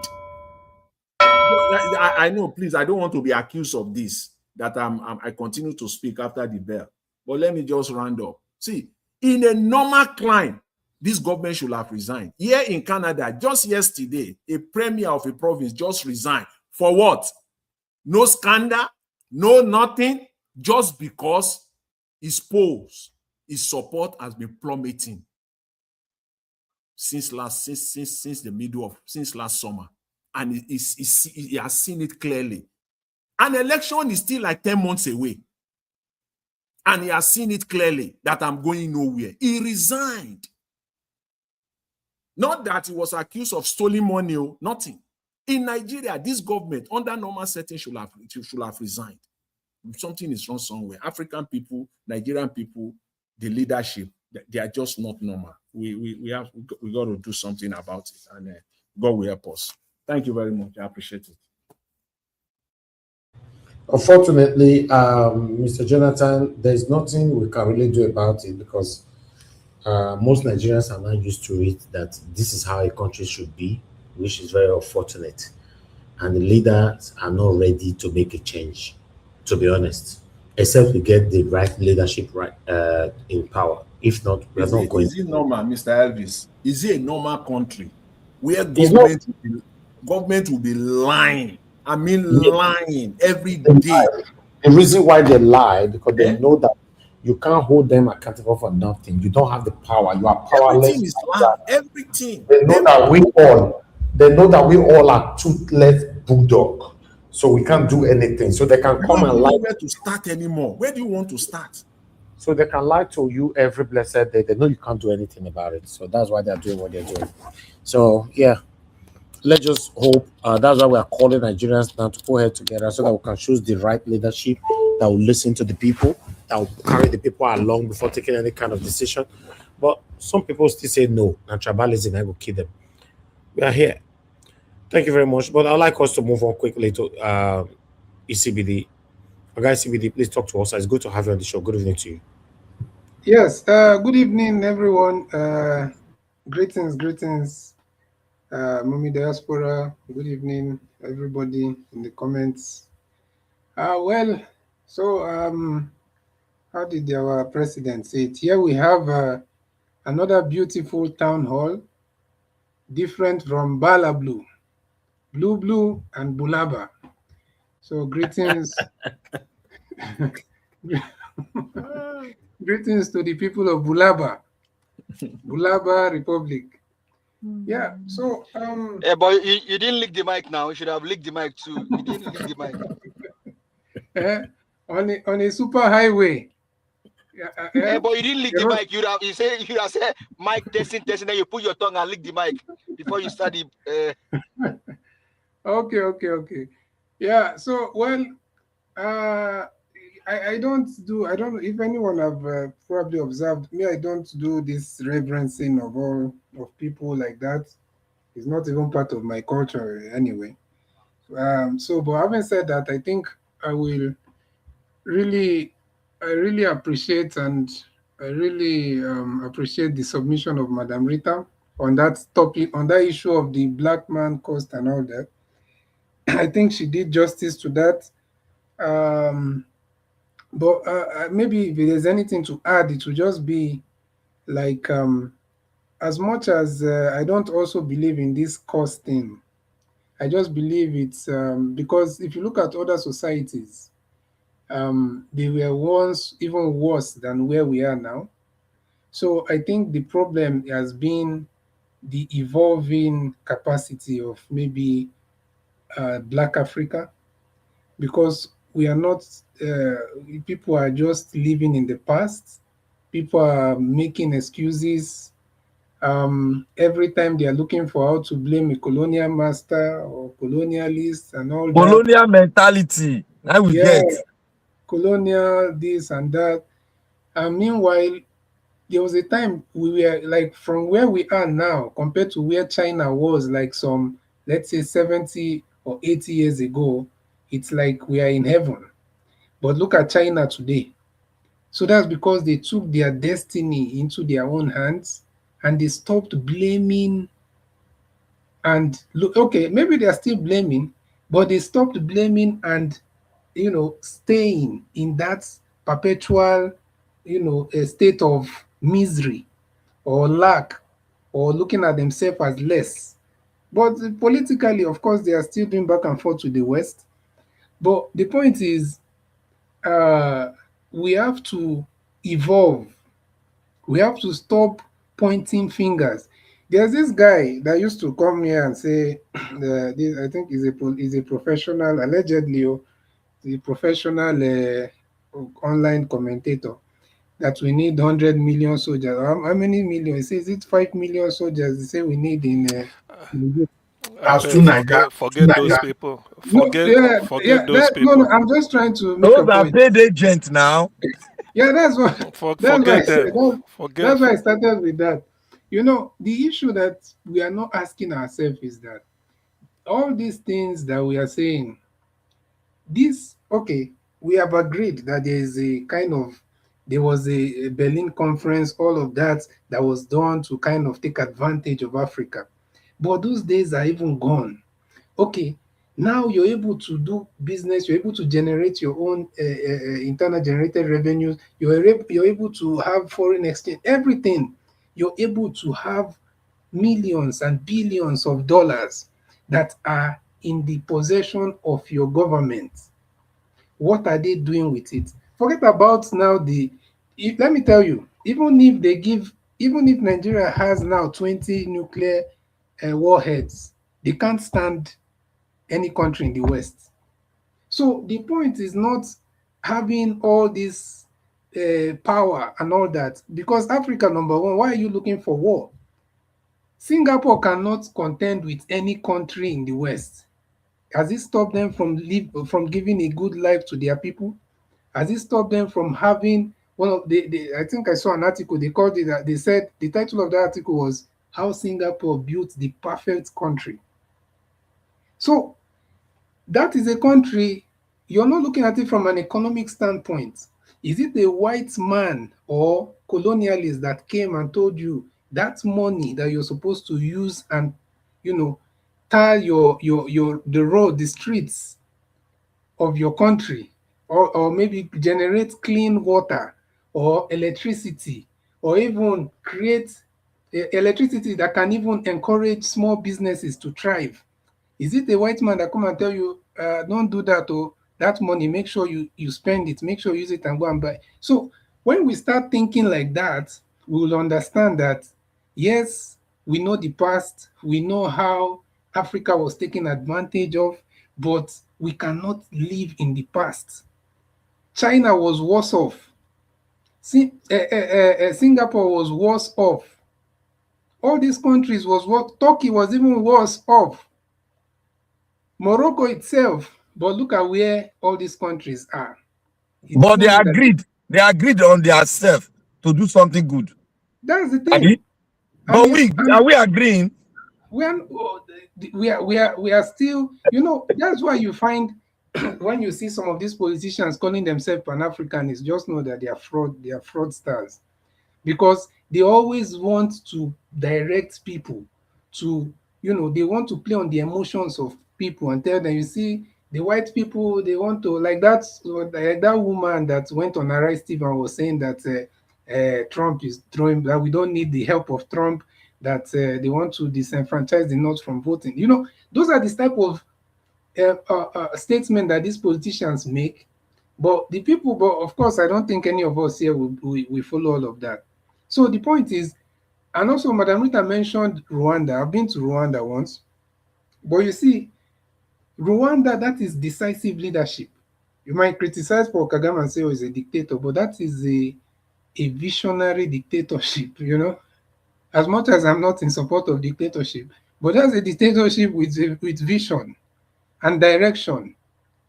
Where they have even outlawed. China is also dictatorship now, but they are the best in the world. Exactly. Oh. They have even outlawed using political tribal rhetorics in the public setting. You can't even go there and mention Tutsi or Husi when you're saying anything in the public. They try to remove, and Burundi followed suit. Burundi, they also outlawed anything that if you want to talk about tribe, you must talk about it maybe inside your room with your wife or something. You can never come outside and make those. That is a country that understands, where they are going. And look at Rwanda. Rwanda is an example. I'm telling you, go to Rwanda, any corner, not just Kigali. The order that you will find in that country, you will not believe you're in Africa. Forget about the cleanliness. That one, it's already, they already have that reputation.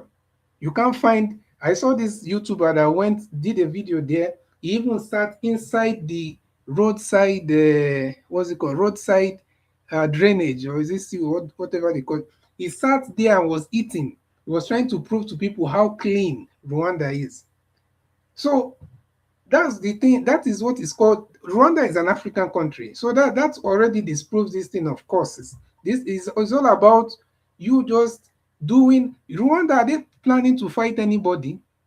Or are they they are not planning to do any of that. Nobody is coming to fight you. You can't even fight anyway. You think Britain can fight America right now? So sorry, 1 second. The first air traffic, air taxi is about to be launched in Rwanda. Exactly. The first air taxi. It's about to be launched in Rwanda. In Rwanda. Just look at that city. Look at the skyline. I'm telling you, some of our people are not watching us. Just look how orderly that city is. But you see, for people, tribalism, and they've been able to understand that tribalism costs them a lot. Tribalism have done, has taken them back a lot, and it's one of the, their darkest history is because of tribalism. So they decided to deal with it and make sure that it's non-existent. And every African society that wants to progress must do the same. But what are we doing here in Africa, in Nigeria? We are even, in fact, we are cultivating it. We are even making it to thrive. I don't know if you even remember that time that there was this movement, say something like, now God go bless you. This is what they thought, they're very important. Yeah, that's the truth. That time that there was this movement in Ghana called, I don't know if you saw those things online, something about Igbo must go. Do you know, you think that it's Ghanaians that started that thing? The whole thing was started and was pushed and was even sponsored by a man called Hassan Hayariga. Do you know where that man schooled and grew up? That man schooled and grew up in Zaria in Nigeria. That man, his father was the head of state of Ghana that Jerry Rawlings deposed and took power from. You remember that story? We always like talking about Jerry Rawlings. Huh? That was his father. That's to show you that the seed of corruption is still continuing in his system. So he came to Zaria. He learned about the bigotry and the tribal bigotry and the hate. He's also a Muslim, but it has nothing to do with Islam. But I'm just trying to make us understand where the whole thing is coming from. Then when he went back to Ghana, he decided to import the same tribal bigotry and hate that some of the northern politicians or oligarchs or whatever they call themselves in northern Nigeria, he decided to use it in Ghana. And the thing that, unfortunately, the president of Ghana and all those people, they understood what was happening and they all quenched the whole thing. And even the man right now is being prosecuted. I'm told he has even traveled out of Ghana because he's so corrupt that they have opened a lot of cases about him and he has vanished. So my point is, tribalism is one of the things that is also holding us back. It's not just that cause. And the more we start educating ourselves about on tribalism and trying to kill it, the same way Rwanda has killed theirs, and Burundi and all these other countries that are progressing, we will continue having the same results. Thank you. Guys, it will be difficult to keep tribalism in Nigeria because of the way it was initially designed. It will be very, very difficult. A lot of them, their mindset have been gone. So it will be difficult, but I don't know. Let's hear give us a mandate. Please talk to us quickly. Good evening to you, my brother. You are not there again. I'll be calling you forever. You are good interfering into other people's conversation, but you are not there to give your own submission. Moderator, please give us your final submission, man. Good evening to you once again. Okay, Moderator is not available. Can you guys hear me? Yes, I can. Let me speak. Okay. If you don't mind, let me speak no, so that. No, hold on. Okay. Amashola, please, your final submission, 2 minutes. All right, there Nigeria Watch, like you said, tribalism. The only way that can get all off our mind is when we have a new constitution where you say whether Yoruba, Hausa, Igbo, and you live in the north, you live in Kaduna, and you contest for election and you are voted for because they want you. Without that story, now they talk. We can never change. The day we have that, the day we get that mindset that whether you are Igbo or Hausa, you can't contest for election, it's not your turn. Once the day we drop that rubbish, that's the day Nigeria will start getting better. Because if you look at it in question, Tinubu is there, Atiku is there, Obi wants to contest. Of all these three, who is more qualified? Who is more qualified to do the job? But yet we are putting on tribe, section. So Left for me, the day Nigerians wake up with all this corruption we are seeing, the day Nigerians wake up, they remove the curtain on their eye and bust out on the street and heavy protest bigger than NSAS. That is the day we have deliverance. Because the congregations of looters in Nigeria, they are increasing and they are having new children. One of the children is Yabelo. He's a small person. He's less than, he's not to 50. He has stolen money. If he goes now, he gets into public office as a senator. He has new children. The present governor too will do the same thing. The day Nigerian come out, Nigeria, the whole thing deal in hand. You deal in hand if they hear us. If you sit down in your house and say, okay, everything is fine, my friend, these congregations of looters, they will loot the country dry, loot everything dry. The only that God has blessed the country. That's the reason why we are not like Rwanda. We are not like other countries that are suffering, because our skin is so thick. But one day, that skin will melt. Nigerian politicians, that skin will melt one day, and the day is coming. It's very close.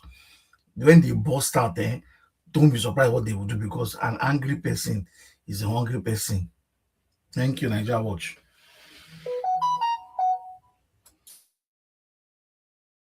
Okay, Augustine, talk to us. Thank you, my brother, mashallah. Augustine, you have the floor. Thank you, sir.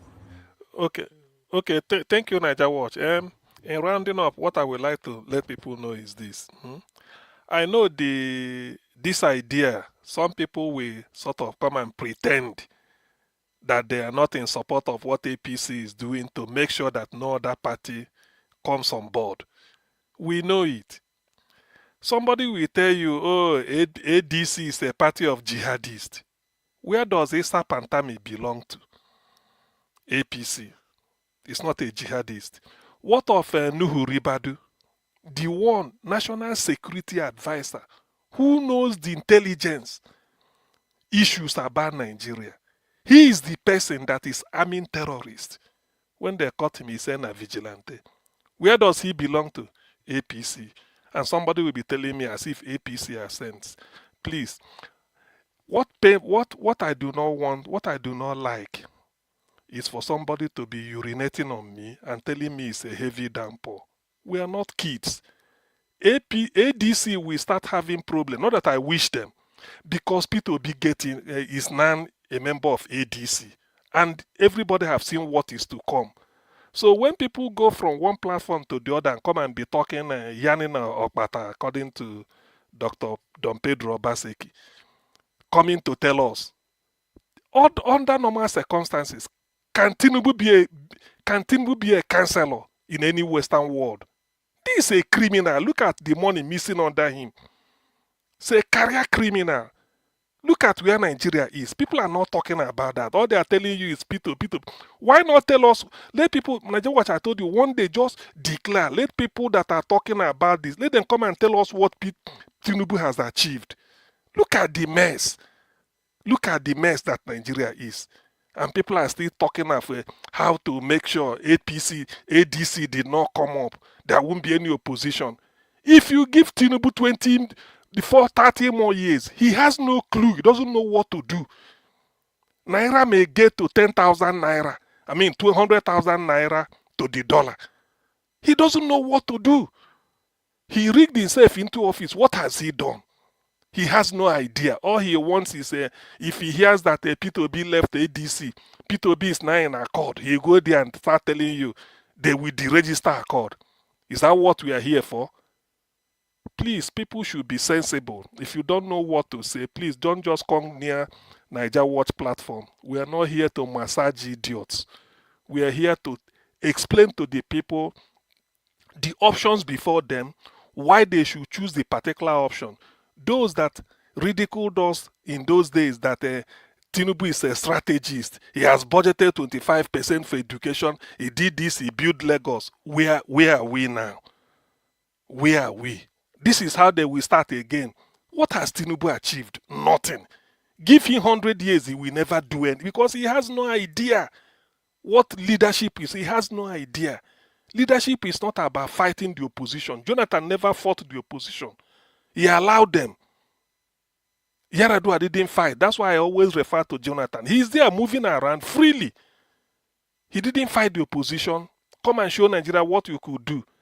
Now look at the APC 2015 to 2025 or 2026.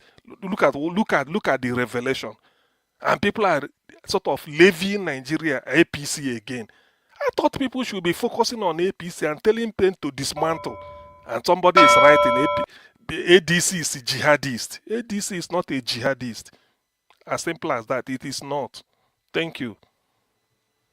Thank you, Dr. CM. Mr. Elvis, I'm back. I'm All so right. sorry.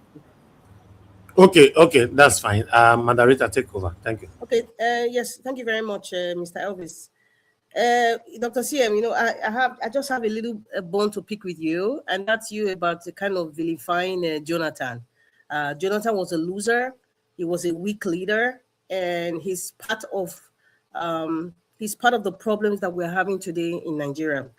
They say if the kitchen is hot, get out. How they say? They said, when the kitchen is too hot, just get out of the kitchen.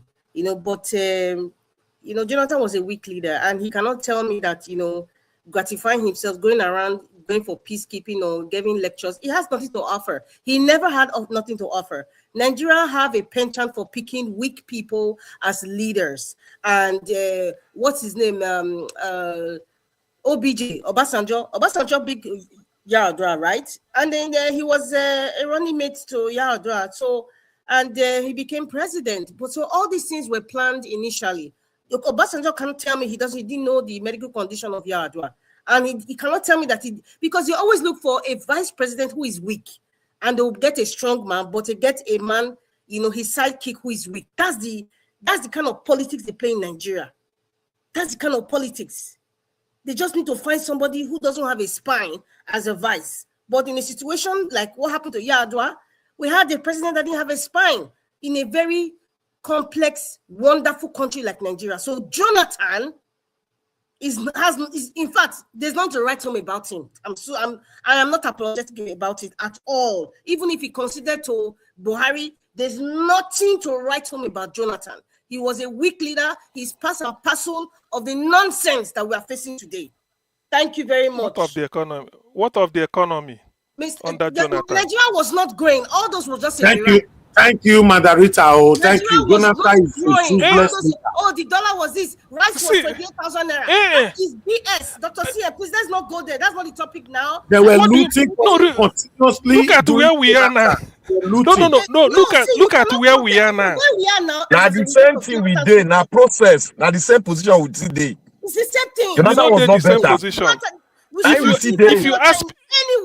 If you ask people now, they will prefer Jonathan era than this now. Small devil. Okay. Under Jonathan, we have looters that have BSc. In this APC, they have PhD stealing. You want fix Nigeria, and Jonathan you go bring fix Nigeria. Because Jonathan topic, I just a vex, Dr. C. We should just no, they bring Jonathan. No, it's not. Because you have to come outside. At a time, you have to be comparing. You compare Jonathan. No, you can't compare anybody here. You not compare to make that person look good. You compare a small devil and a big devil. Look at which one you want. Look at politics. Look at party politics. Let's forget the economy. Okay, look compare Awolowo with what we are facing. Now you gonna do compare Awolowo with them. Not be Jonathan. Listen. Look at party politics we are playing today and how it is under Jonathan. Jonathan. All those things. They have their way of criminality. How can you forget? No. These are what they call enabling environment for even for politics. Why did Jonathan give money to Fulani man? May they distribute defense money. You don't know. Please let us go along. I'm so sorry for I just need to put that out there. Go ahead. No, Tobia. Okay. Well, the thing is that everybody has his own opinion, but to me, even when you have two devils, one will be better than the other. That's what I'm saying, and I stop here. The devil is a devil, and nothing called good. Naija, make I speak, I beg. Why will you speak? This is my turn to speak, Black Panther. Oh, you have not spoken. Sorry. No, I thought you have finished. Sorry. Sorry. I was just going along Dr. CM's. So anyway, yeah, so this is January 15th, 2026. In 1966, Nigeria went through, I think this is 22 people were killed, led by Kaduna Nzegu, you know, and you know, I just want to say that everything that happened during the Civil War, we are still carrying that baggage. Take it or leave it. We're still carrying the baggage of tribalism, personal interest, egocentric men. And I don't want to, and you know, when people talk about unity of Nigeria, the bedrock of it, any person who is talking about it now, the bedrock of it is that they are selfish and they are greedy. Because some people know if Nigeria is divided, it will not favor them. That is the truth. That is the truth. And it's that same bloodline that we're experiencing from 1966 to date. We are still carrying the burden. And please, please, please, I am not even going to be saying with all due respect, please, I beg. If anybody wants to start talking about how the Saldana was taken down or how this one was taken down, and they don't mention the fact that millions of Igbos were taken down and they haven't, the federal government of Nigeria has not apologized for that. Please, I don't want to have that discussion. I don't want to have that discussion, please. In fact, we should not even be talking about 1966 as if it has brought any solution. Healing, Nigeria has a lot of problems. Let us start talking about apologies to the Igbo, the millions of Igbos that died during the Biafra War. Yes, this is my opinion. Oh. I don't care whether you like it or not. That's not even none of my business. But I really don't like talking about this 1966 thing. And then they don't put the number of people that died. They don't put the apologies that the federal government to date has not said anything. I really don't have that discussion because that's just like being pretentious, in my own opinion. And then going back to, you know, the money that Mr. Najawash was playing about. See, it boils down to, you see that house that you play, was it not yesterday I watched after show? The house that Wike was saying, oh my God, see house. That is chicken. See all those billions and trillions you're talking about. And I mentioned that you have bankers, businessmen, people working in the federal ministries or even states. They're all part and parcel of this.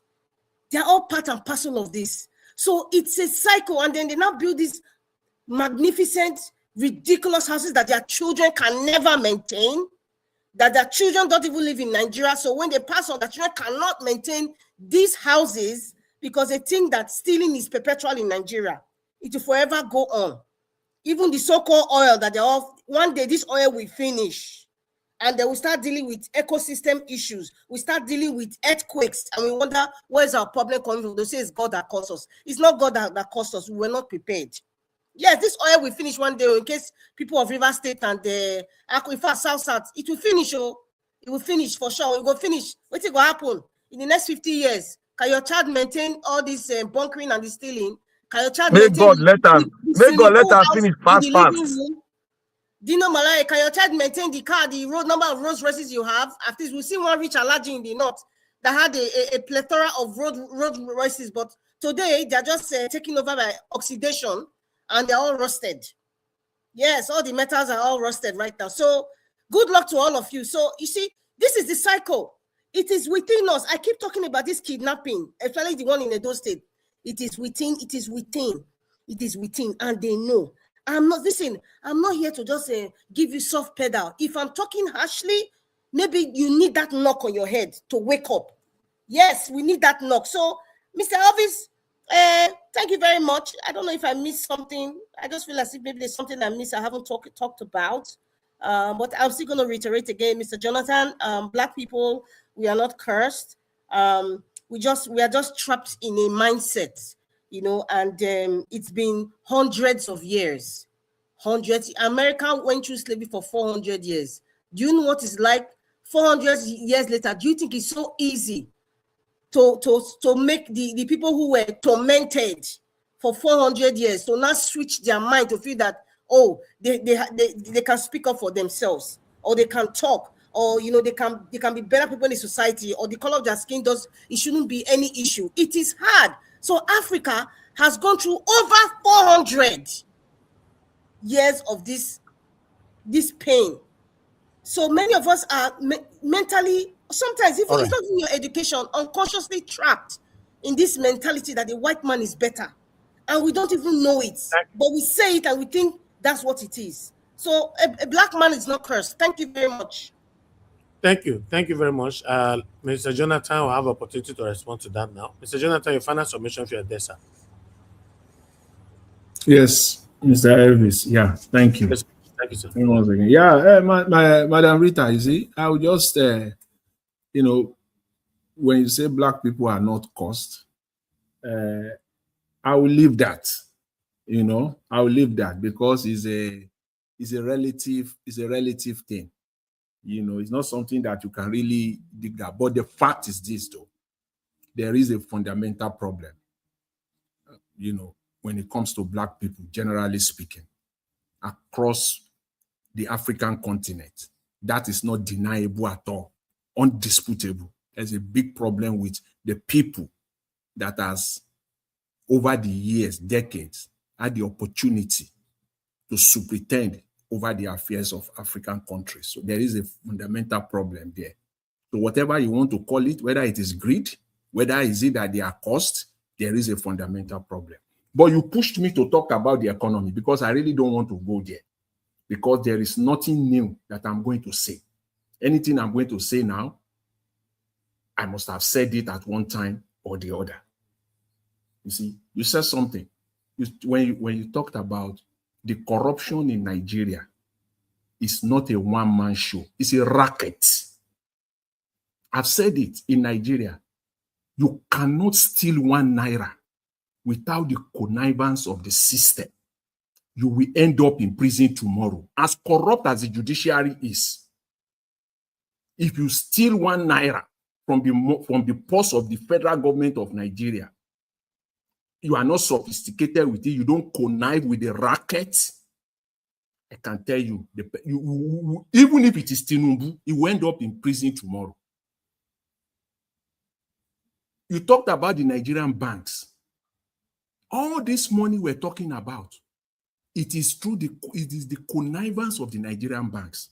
You will tell me how the Nigerian banks are making money, declaring these billions and billions every quarter of profit. A country where the banks are not giving loans, no commercial loans in the real sense of it. Forget about the loans, the money that is circulating amongst them. That is not how banks make money. In a Western world, the way banks make money is that you can walk into your bank, request for a loan, tender your document there. That is what they are looking for. They are even begging you. They put offers on people's email. People who live in the Western world will confirm this. Money that you don't even want, they will ask you to come and take it. Offers upon offers. You say yes or no. I say, I don't want. 100,000, 50, I don't want. Is it by force? That is how bank, because that is their bread and butter. That is how they make money. Not in Nigeria. So ask the question then, how are they making money? This is the corrupt money. So it's a racket. All of that we know. That is how the Nigerian system is functioning. So I agree. I know that for sure. For a fact that the only way the Nigerian system is being sustained as it were right now is through corruption, through racketeering. It's not a one-man show. Because you will ask me how somebody will steal, will manage. You think they just carry Ghana must go to the Federal Ministry of Finance or to the Central Bank of Nigeria to take away 2 billion naira. Let's even come to 2 billion.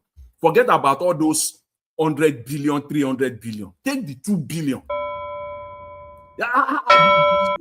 See, so we're going nowhere. And somebody said also earlier on the broadcast, I want to reiterate it. It's a country without electricity cannot work. You can do all you like. All these things we're seeing. So Nigeria is going nowhere. No, a country without electricity reforms or no reforms, whatever, tax this, that is not going to work. First thing first. Okay. Yes. Thank you. So As we yeah, that's you. just that's just what I want to say here. Unfortunately, let's forget it. I'm not a prophet of doom. I want my country to work, but first thing first, a country without electricity, simple as electricity, and I use the word simple deliberately and consciously. Simple as electricity. A country without simple electricity cannot work. Thank you, Mr. Elvis. Thank you, Mr. Jonathan. Elvis, Thank you. Mr. Elvis, sorry, are we going to see talk again? No. I will give you 10 seconds later. Hold on. You not go give us now. 10 seconds. Really, it's 10 seconds. I want to say something 10 seconds, but it's CBD's turn. Hold on. Mr. Jonathan says something significant, very, very important, that a country without electricity would not work. Somebody commented it earlier on in the comment section, and I agree with that 100%. As we are talking right now, there's no light here.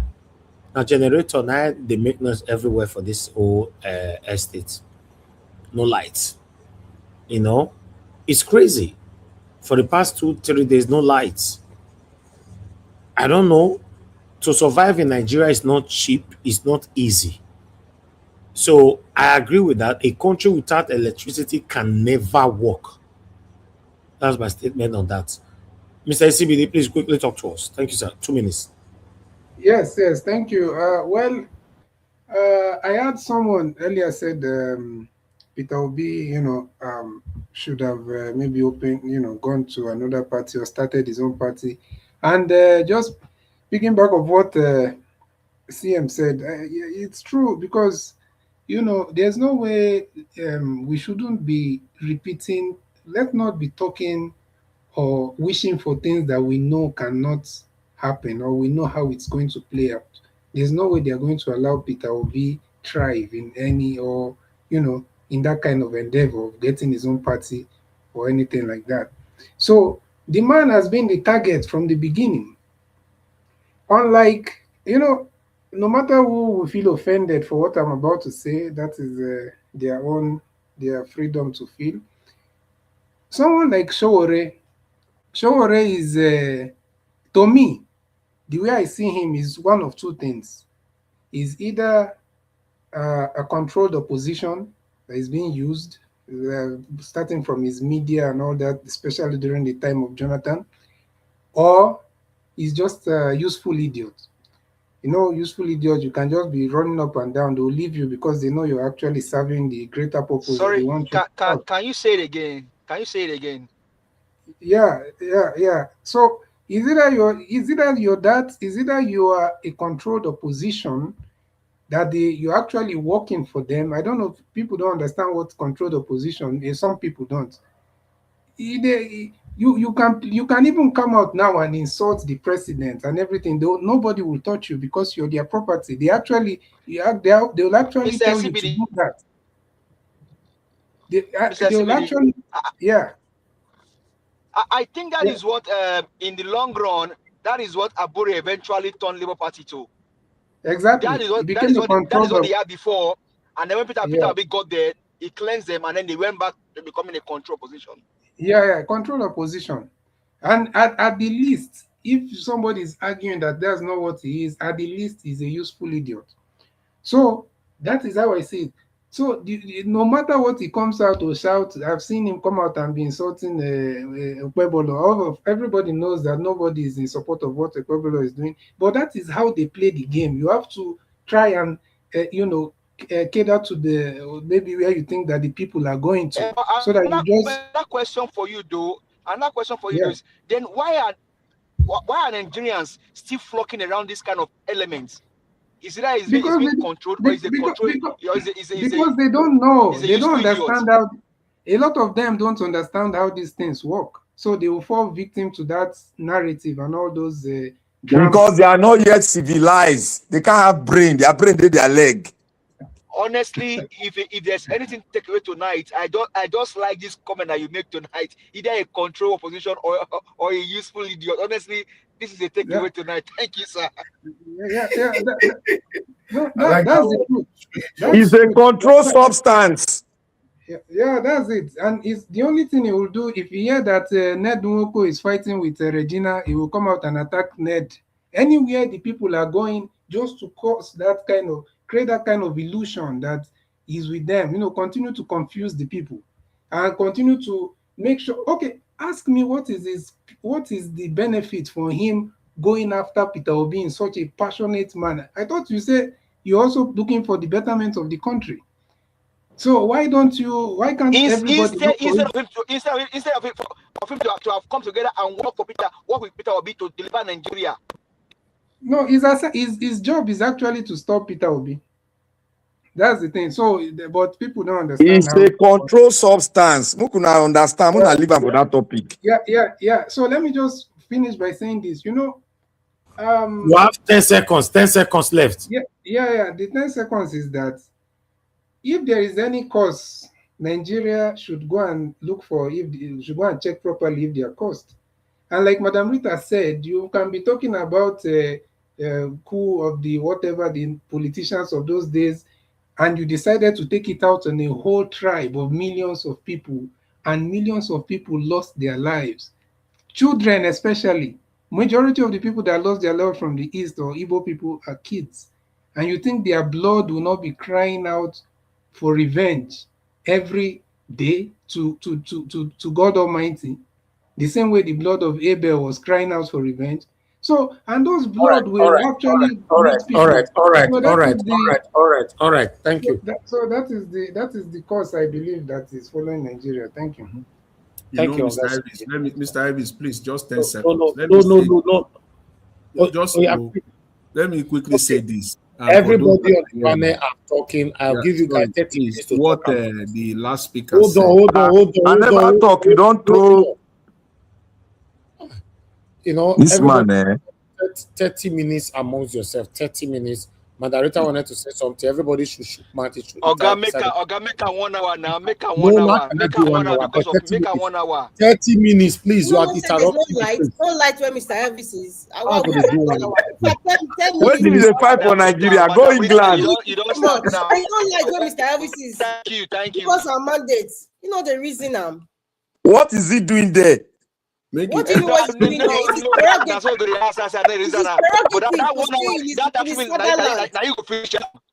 no, you see, we not go ever agree. We not go agree. We not go ever agree. Not about whether I agree or not. I just told you that there's no lights. You're not saying one hour. Let me put this thing. Okay, let me start it now. I've not spoken my own 3 minutes. Let me speak my own 3 minutes. I'm just going to use 10 seconds thereabout. I just want to say this. Just in addition to Mr. Ndubuisi, when he talked about the war, see, what is needed in Nigeria is very simple to avert this continuous,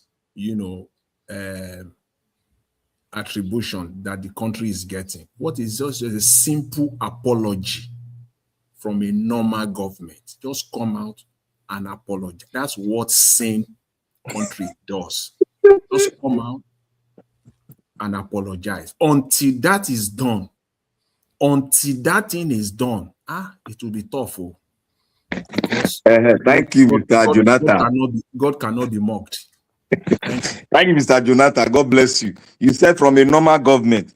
Thank you. Because we cannot have a normal government. So that your stuff is cancelled. Now, we are fighting towards a normal government. This is how to fight towards a normal government. I was going to the internet when I met a friend online. He's from Iran. It's not a Muslim. And Iran is a secular state. Now, what brought them together is because of the hardship and the authoritarian government. And now, we are in Nigeria. We're having hardship and authoritarian government. We are not yet united in our suffering. Does that not ring a bell in our head? Black Panther, I said our skin tight. It's in the There's something wrong. Look, let me tell you one thing. Fela said one thing. He said we are suffering from colonial mentality. There's something, our psyche, Madam Rita even said something too. He said our psyche has been tampered with. Now, it is the solution that we should be looking for. I expect everybody to be talking on the solution on how we're going to fix Nigeria. We are not going to fix Nigeria with election. Madam Rita said it. We are not thinking that way. They are attacking Obi. We don't have plan B. Tomorrow again, they'll do election. The next thing I'll come out, Nigeria, like Alaba will say, Nigeria, new Nigeria is coming. Where you won't come? From where? When you are not even united in your talking, in your deliverance of speech. I have said categorically clear. The reason why they are having their pathway is because Nigeria was never a country. And we all don't want it to be a country. We want to manage the insecurity. That is what we are doing. That's what we have been doing all along. We want to manage the illegality. That is all. That's what we've been doing. We have not set a path to have a sovereign nation. We are not even talking. I believe I'm the only one throwing that slogan out. We need a constitution. You cannot have illegality under illegality. It is not possible. A professor who has read all his life came here to speak on it. None of us, it's only 2 or 3 of us that is speaking that word every day. None of us is carrying that word. Sit at home, find out, look at those words, shake hands. Is it true? Ask yourself a question. If it is true, what is my solution? What is going to be my impact? How am I going to deliver the word to the people? To make sure that that word that the professor released I'm in line with it, and thereby fusing on Nigeria to see from that perspective. Nigeria cannot be a country until we go look at the basic, the foundation. Look, all these things we are talking here, corruption. Don't you know that? I want to ask a question. In Nigeria context, is tribalism, nepotism, is it not a crime? But yet, we have not even thought about that. National Assembly is going out. Oh, tribalism. Those are crimes against humanity. Tribalism, nepotism, and even religiosity. They are crime against humanity. If you don't know, it's a crime. That is why for us to even talk that this thing is a crime, we need a foundation, a constitution that will amalgamate all of us, so that we will not look at a Yoruba man, we will not look at Igbo man, we will look at a country.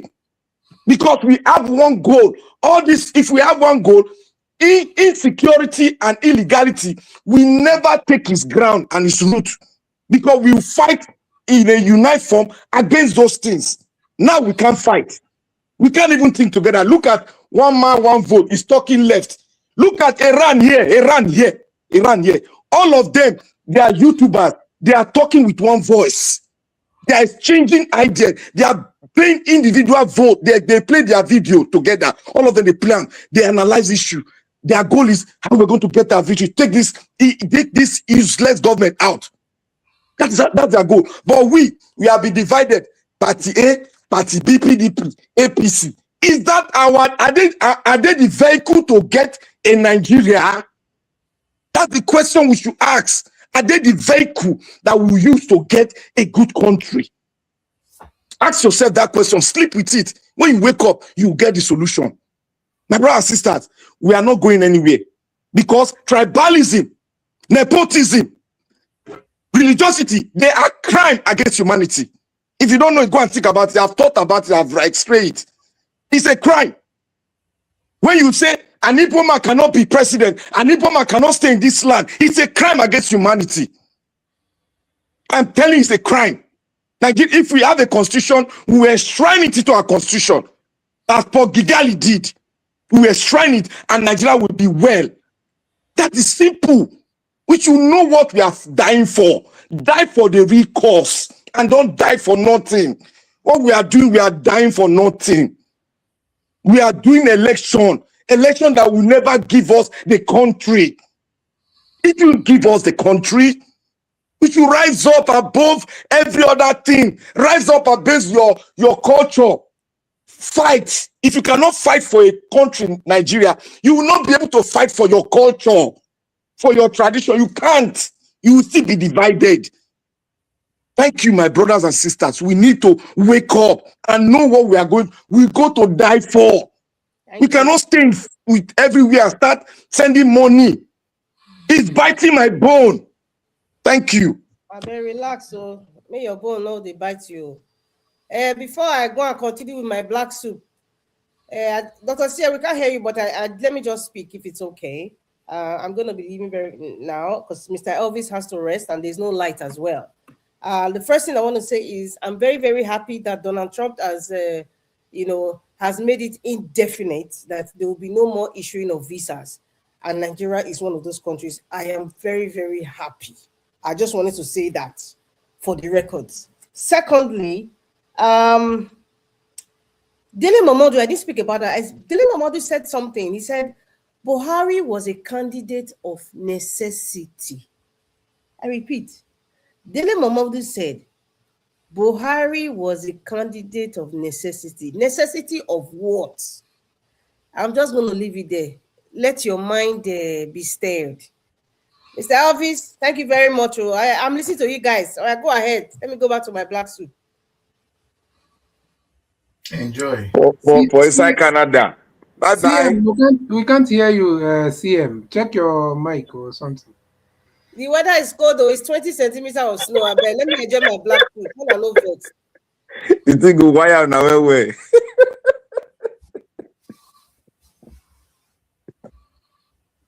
Dr. CM, are you there? You're talking to yourself, man. Are you guys hearing us? Yeah, we can hear. I think. Okay, I think we have to start sending a message of how we're going to do the fundamentals, for the fundamentals to be the bone of contention. Because we cannot be talking about the economy when you know that these people around us cannot do anything. Send to who? We are going to conscientize ourselves. Ourselves is very important. See, the truth is the weapon fashioned against Nigeria is poverty. No, see.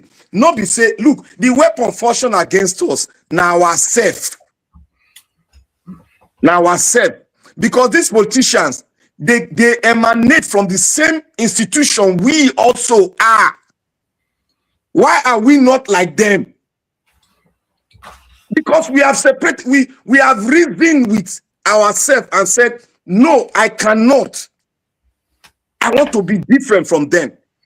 That is what it is. Those of us that are different, why are we not talking on how we're going to have look, in 10 years' time, no, only of us, if we enter Nigeria, we're going to look our back. And they tell you the truth. People are taking this as joke. In 10 years' time, if you land for airport, you're going to look yourself like say you yourself, they carry substance. Black Panther. This body not going to grab you. You see, that is what do you like it? You see, the Fulani politicians, not Fulani people, though, because sometimes I like making that distinction, because no matter what we do, let's not carry out all the because if you go to countries like Sierra Leone, Guinea, where they have a lot of Fulanis and even Fulani Christians, and you'll be surprised. You'll be wondering, are you sure? Somebody is, I think there's a sound coming from somewhere.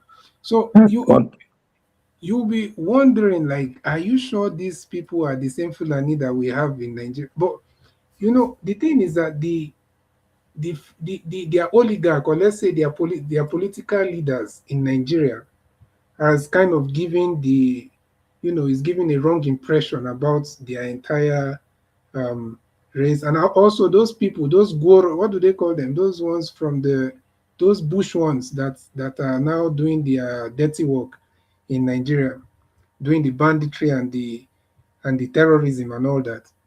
But let's also understand that we have the normal Fulani. That if you look at them, the ones in Ghana, the ones in Sierra Leone, the ones in Guinea, you will not believe that you just feel like they are like you. So the point is that the politicians in Nigeria, they need to understand that they have it. How do they say it in Nigeria? They have casted. They have all casted. You see, So ECBD, they need ECBD. to, You see, like Atiku especially need to understand ECBD, that. ECBD. Yes. What we need now, let me tell you the gospel truth. Nigerians are always running from the truth.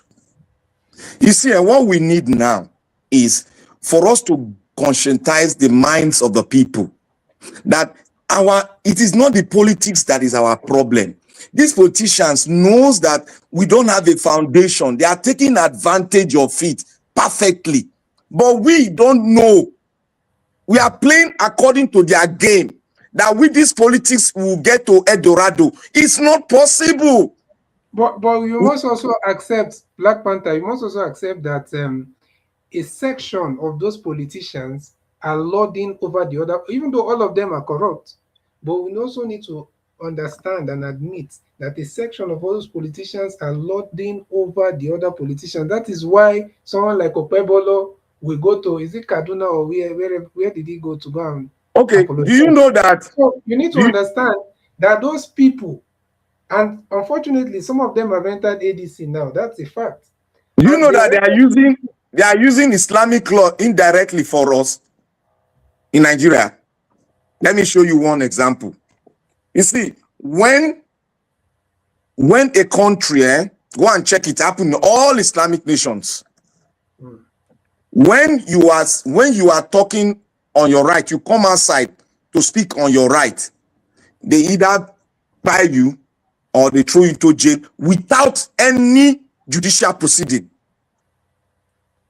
And who is enabling that? Is those section, that fraction of that Fulani. That is what I'm telling you now. It is we that is our problem because they came from us. But we have distinct ourselves that we cannot be like that. That is why we are talking straight here. But they don't talk like us. But we are from the same enclave. So that is why I'm saying that let us continue to speak with voices and speak to the right friends of Nigeria so that they can give us a lending hand to disseminate these people. It is not easy for the insiders like us because they penetrated everyone. Look at diaspora. They are collecting money from politicians to speak against the people that are speaking the truth. Look at Edo State. Somebody is an adult that has a wife is saying that Edo State is shiny. Is that normal? Because you know why he's speaking like that? The foundation in which that boy was laid from home is distorted. It's already distorted. You can speak, you can see him speak, you will know. Why are we scared of saying it? Do you know that there are some group of Igbo people that have been paid money in Enugu State to come out and say that it's all over the country that they are being attacked because they are Igbo Muslims. So they are trying to do. And it's you know why we are comfortable? Let me tell you, some of us in diaspora, you know why they are comfortable? When we are speaking from a position of pain, not with this love one at the talk. Love for which country? Pain, because any pain they give to Nigeria is affecting because indirectly you are funding those people that are giving pain in Nigeria. You are still funding them because you are human. The money you are getting here, which is enough to even cater, you are not dividing it, giving them, instead of you to do a project that will benefit more than 10 people in that land. You are not giving them to feed. Let us be reasoning. Is it because we are in a comfortable place? Let the comfort come out. We will be like a lion, every one of us. Let the comfort, let us come out from that comfort. Look at Nigeria Watch. You think it's comfortable where he is now? His body they pain now. But because some of us are in the comfort, we can see 3 square meal, we can drive anywhere, we can drink soda, we can take ice cream, we'll see the beautiful building. Look, my brothers and sisters, when your home is in tattered, your mindset is in a confused state. Your mindset should be bothered. If your mindset is not bothered, you are not human. You are part of these people. If you are not bothered of what is happening in Nigeria, you are part of them. Because if you get there, you'll be like them. Every Nigerian in the diaspora need to be bothered about what is happening. We are losing our birthplace. It will get time, some of us will not want to even travel to Nigeria. And then we are getting there if you are not careful. Black Panther, don't forget that the whole world now is shutting their borders. That is what I'm telling you. That is why we should talk to friends of the Nigerian. If we do not work on our own homeland, you see what they are doing in the US now. So what are we going to do? That's the truth. Okay, is that so when it's going to be bothering us? You have citizenship. You've not heard that they are even revoking some people's citizenship. Yes. If you commit one crime, it can lead to your revoking of it. So that is why I'm saying that people are saying, oh, Black Panther, you are too passionate. I am not passionate.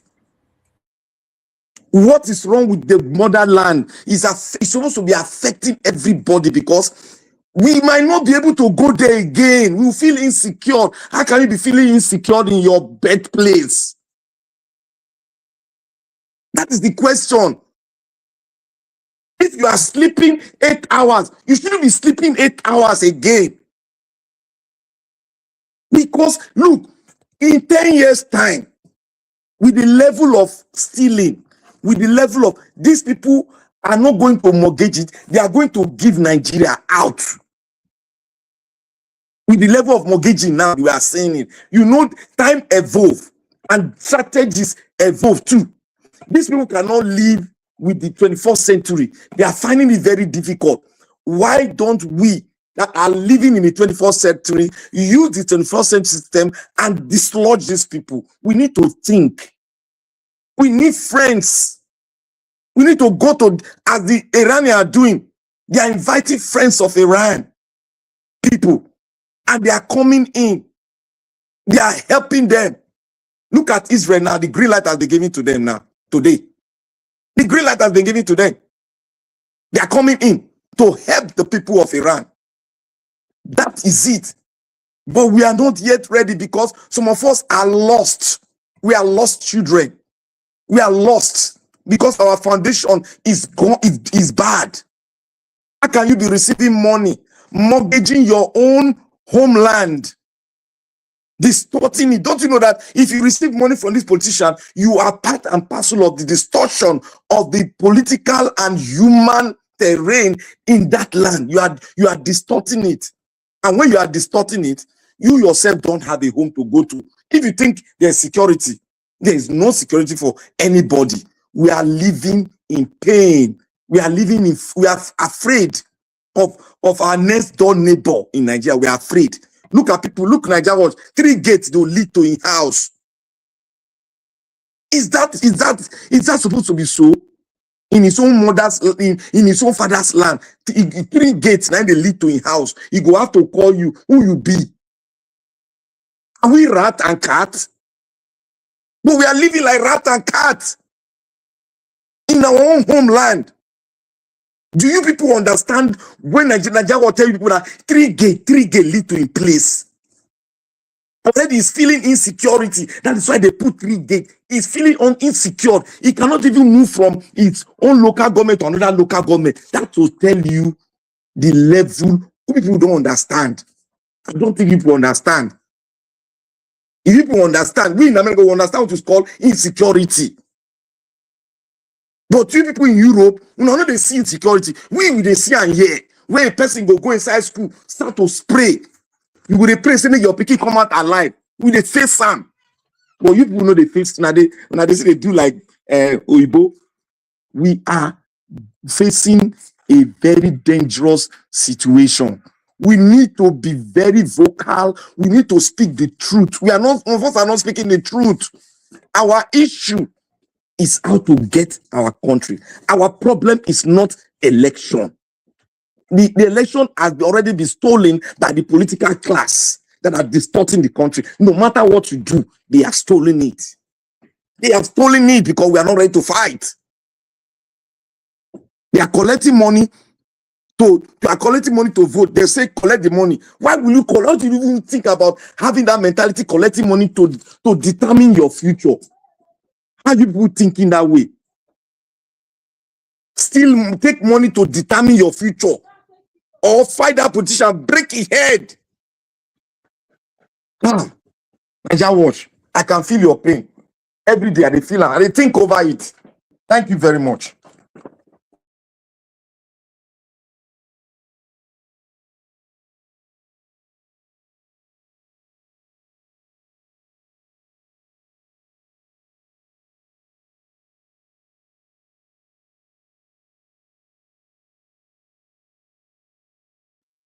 Oga CM, are you still there?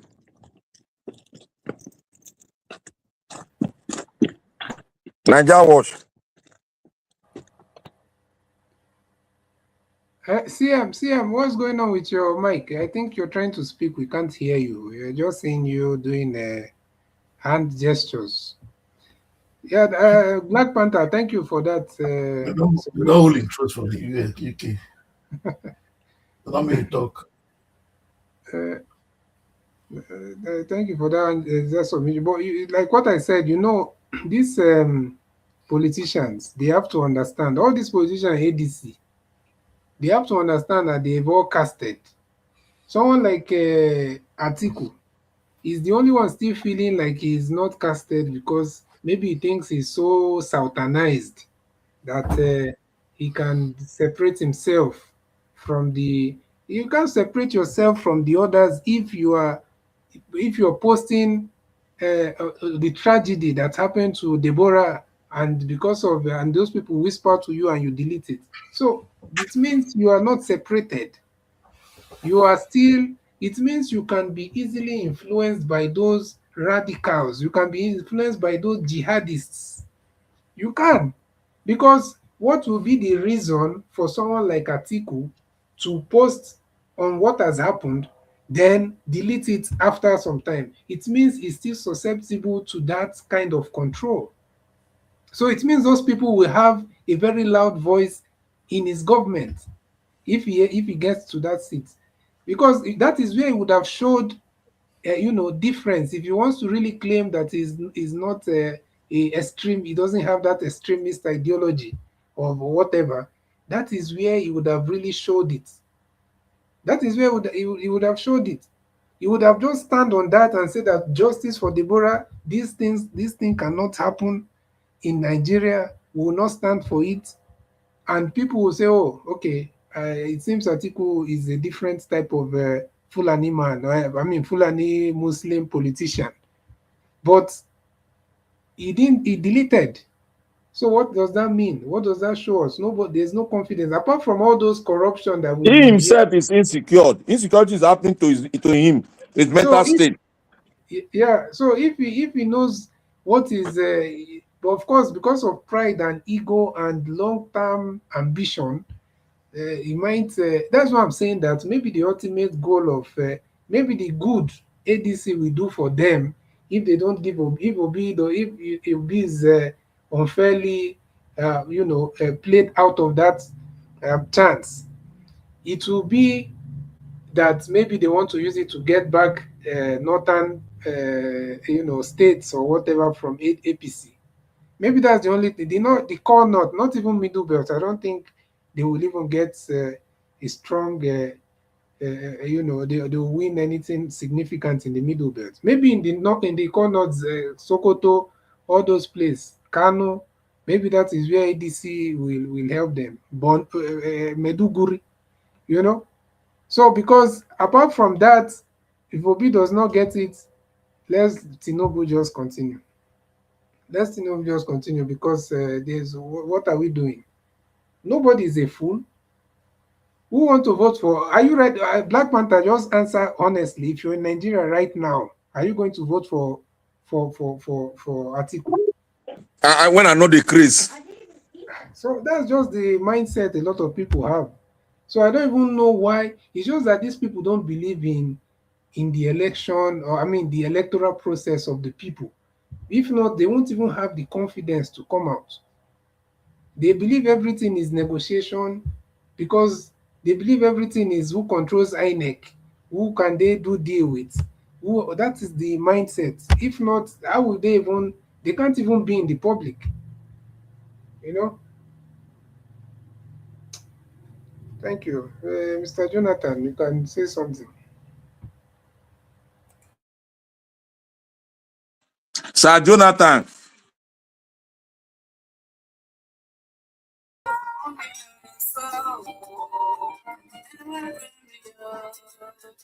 Mr. Jonathan has decided to cool his head. Let Nigeria stress, not. Yeah, I'm here.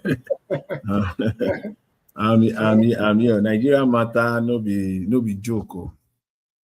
You know, Nigeria matter no be joke. As I always say, what kind of gets me off track many a times with Nigeria is just the level of the, if I may use the word, the fakeness of the government, the amount of lies that they put out on a daily basis. That's why the country is going. Mr. Elvis, I just they talk now. I never even talk for 30 seconds, 1 minute. You don't. Oh, now 30 minutes don't finish now. Yeah. Why you say now Now for that my head, the 30 minutes? Now the time where they use your minutes, you the hip and the jam for your kitchen that time. Anyway. Oh, yeah, quickly. 1 minute.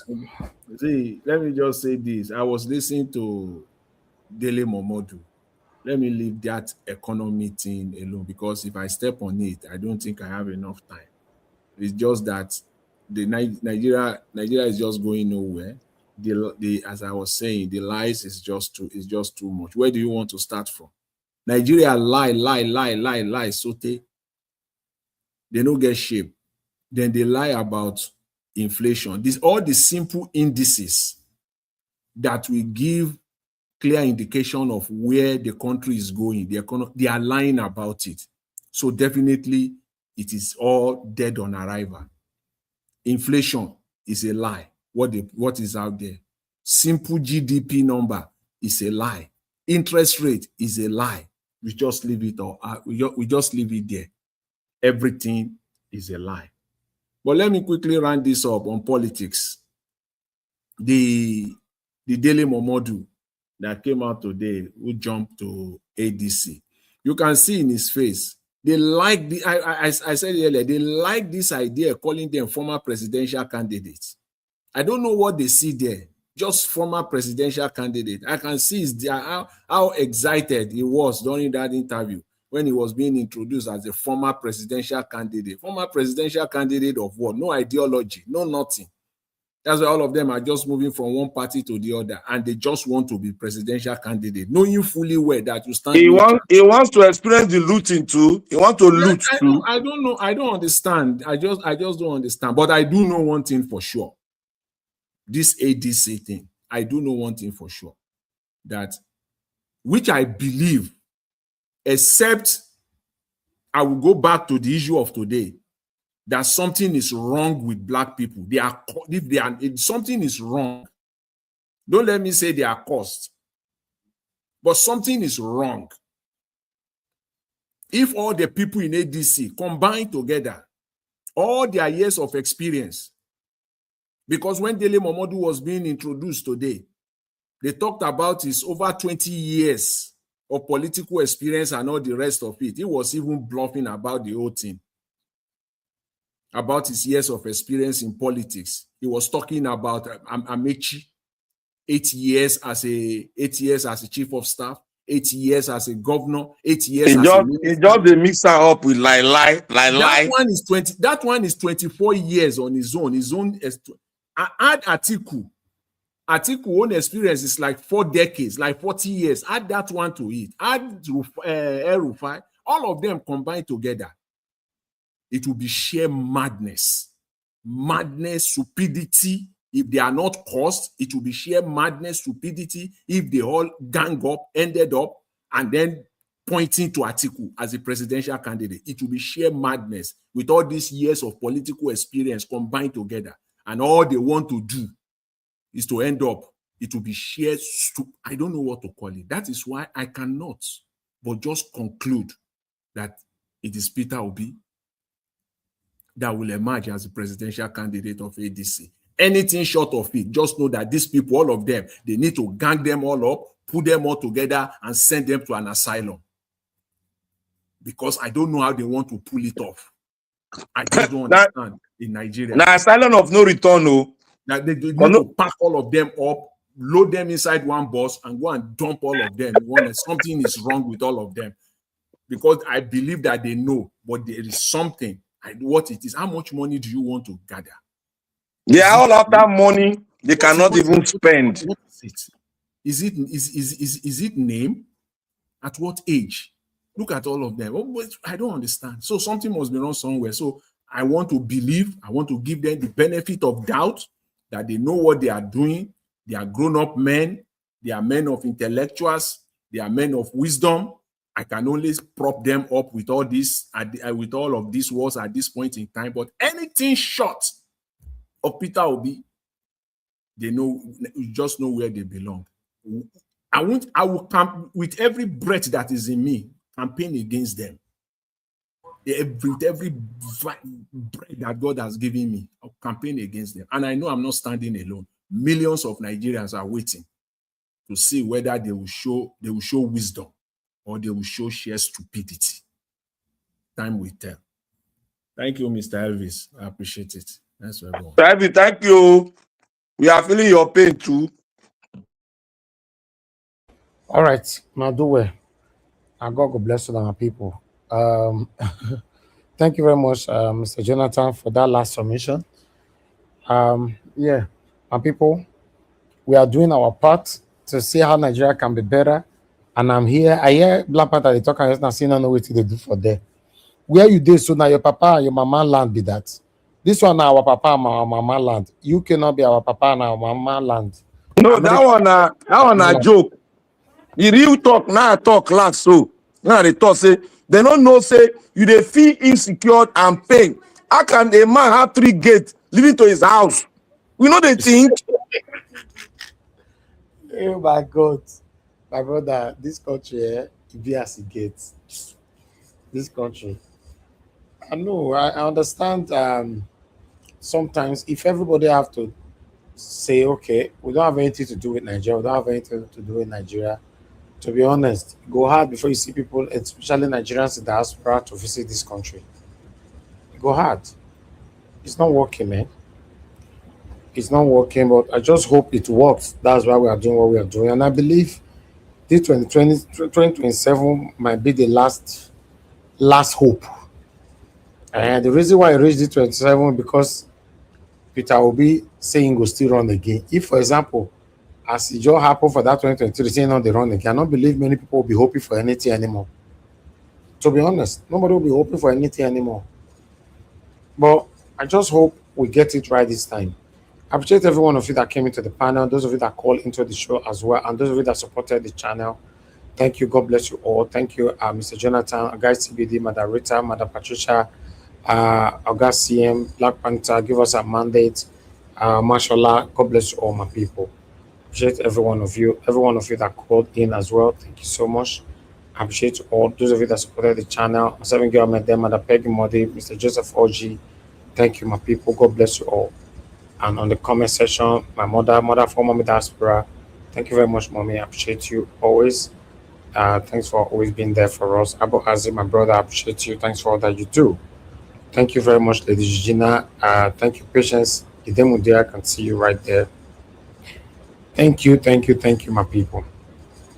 We've come to the end of the broadcast. I'll see you guys again tomorrow. Fingers crossed. Later, not be tomorrow anymore because it's 12:25 here in Lagos. Okay, let's say I'll see you guys later. 7 p.m. Nigerian time. Let's continue to talk about the things that's affecting you and I. If I can do a pre-recorded video for you, if I'm not too busy, I'll do that. If not, let's look forward to the May time, 7 p.m. Nigerian time. All right, my people. Now we'll draw the curtain. I'll see you guys later. Good night. Bye for now.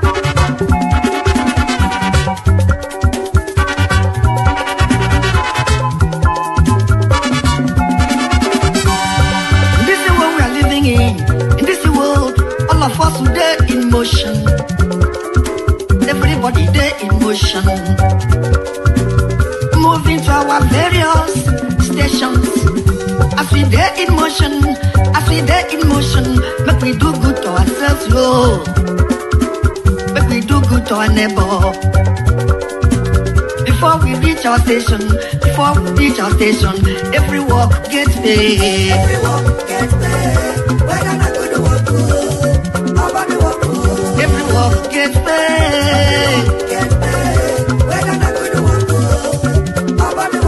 I make a day fear my God.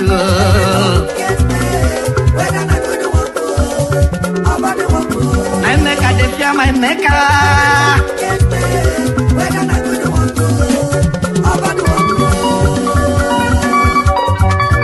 Whoever will come and go on song, organize.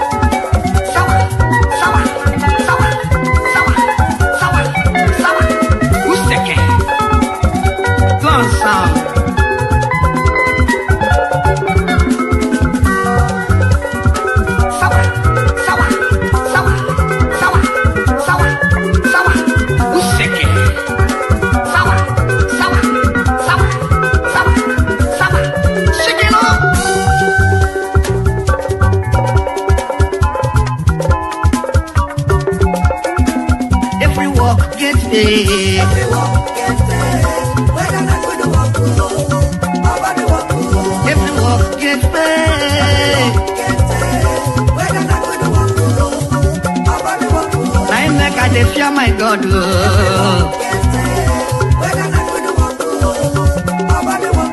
I make a fear my maker.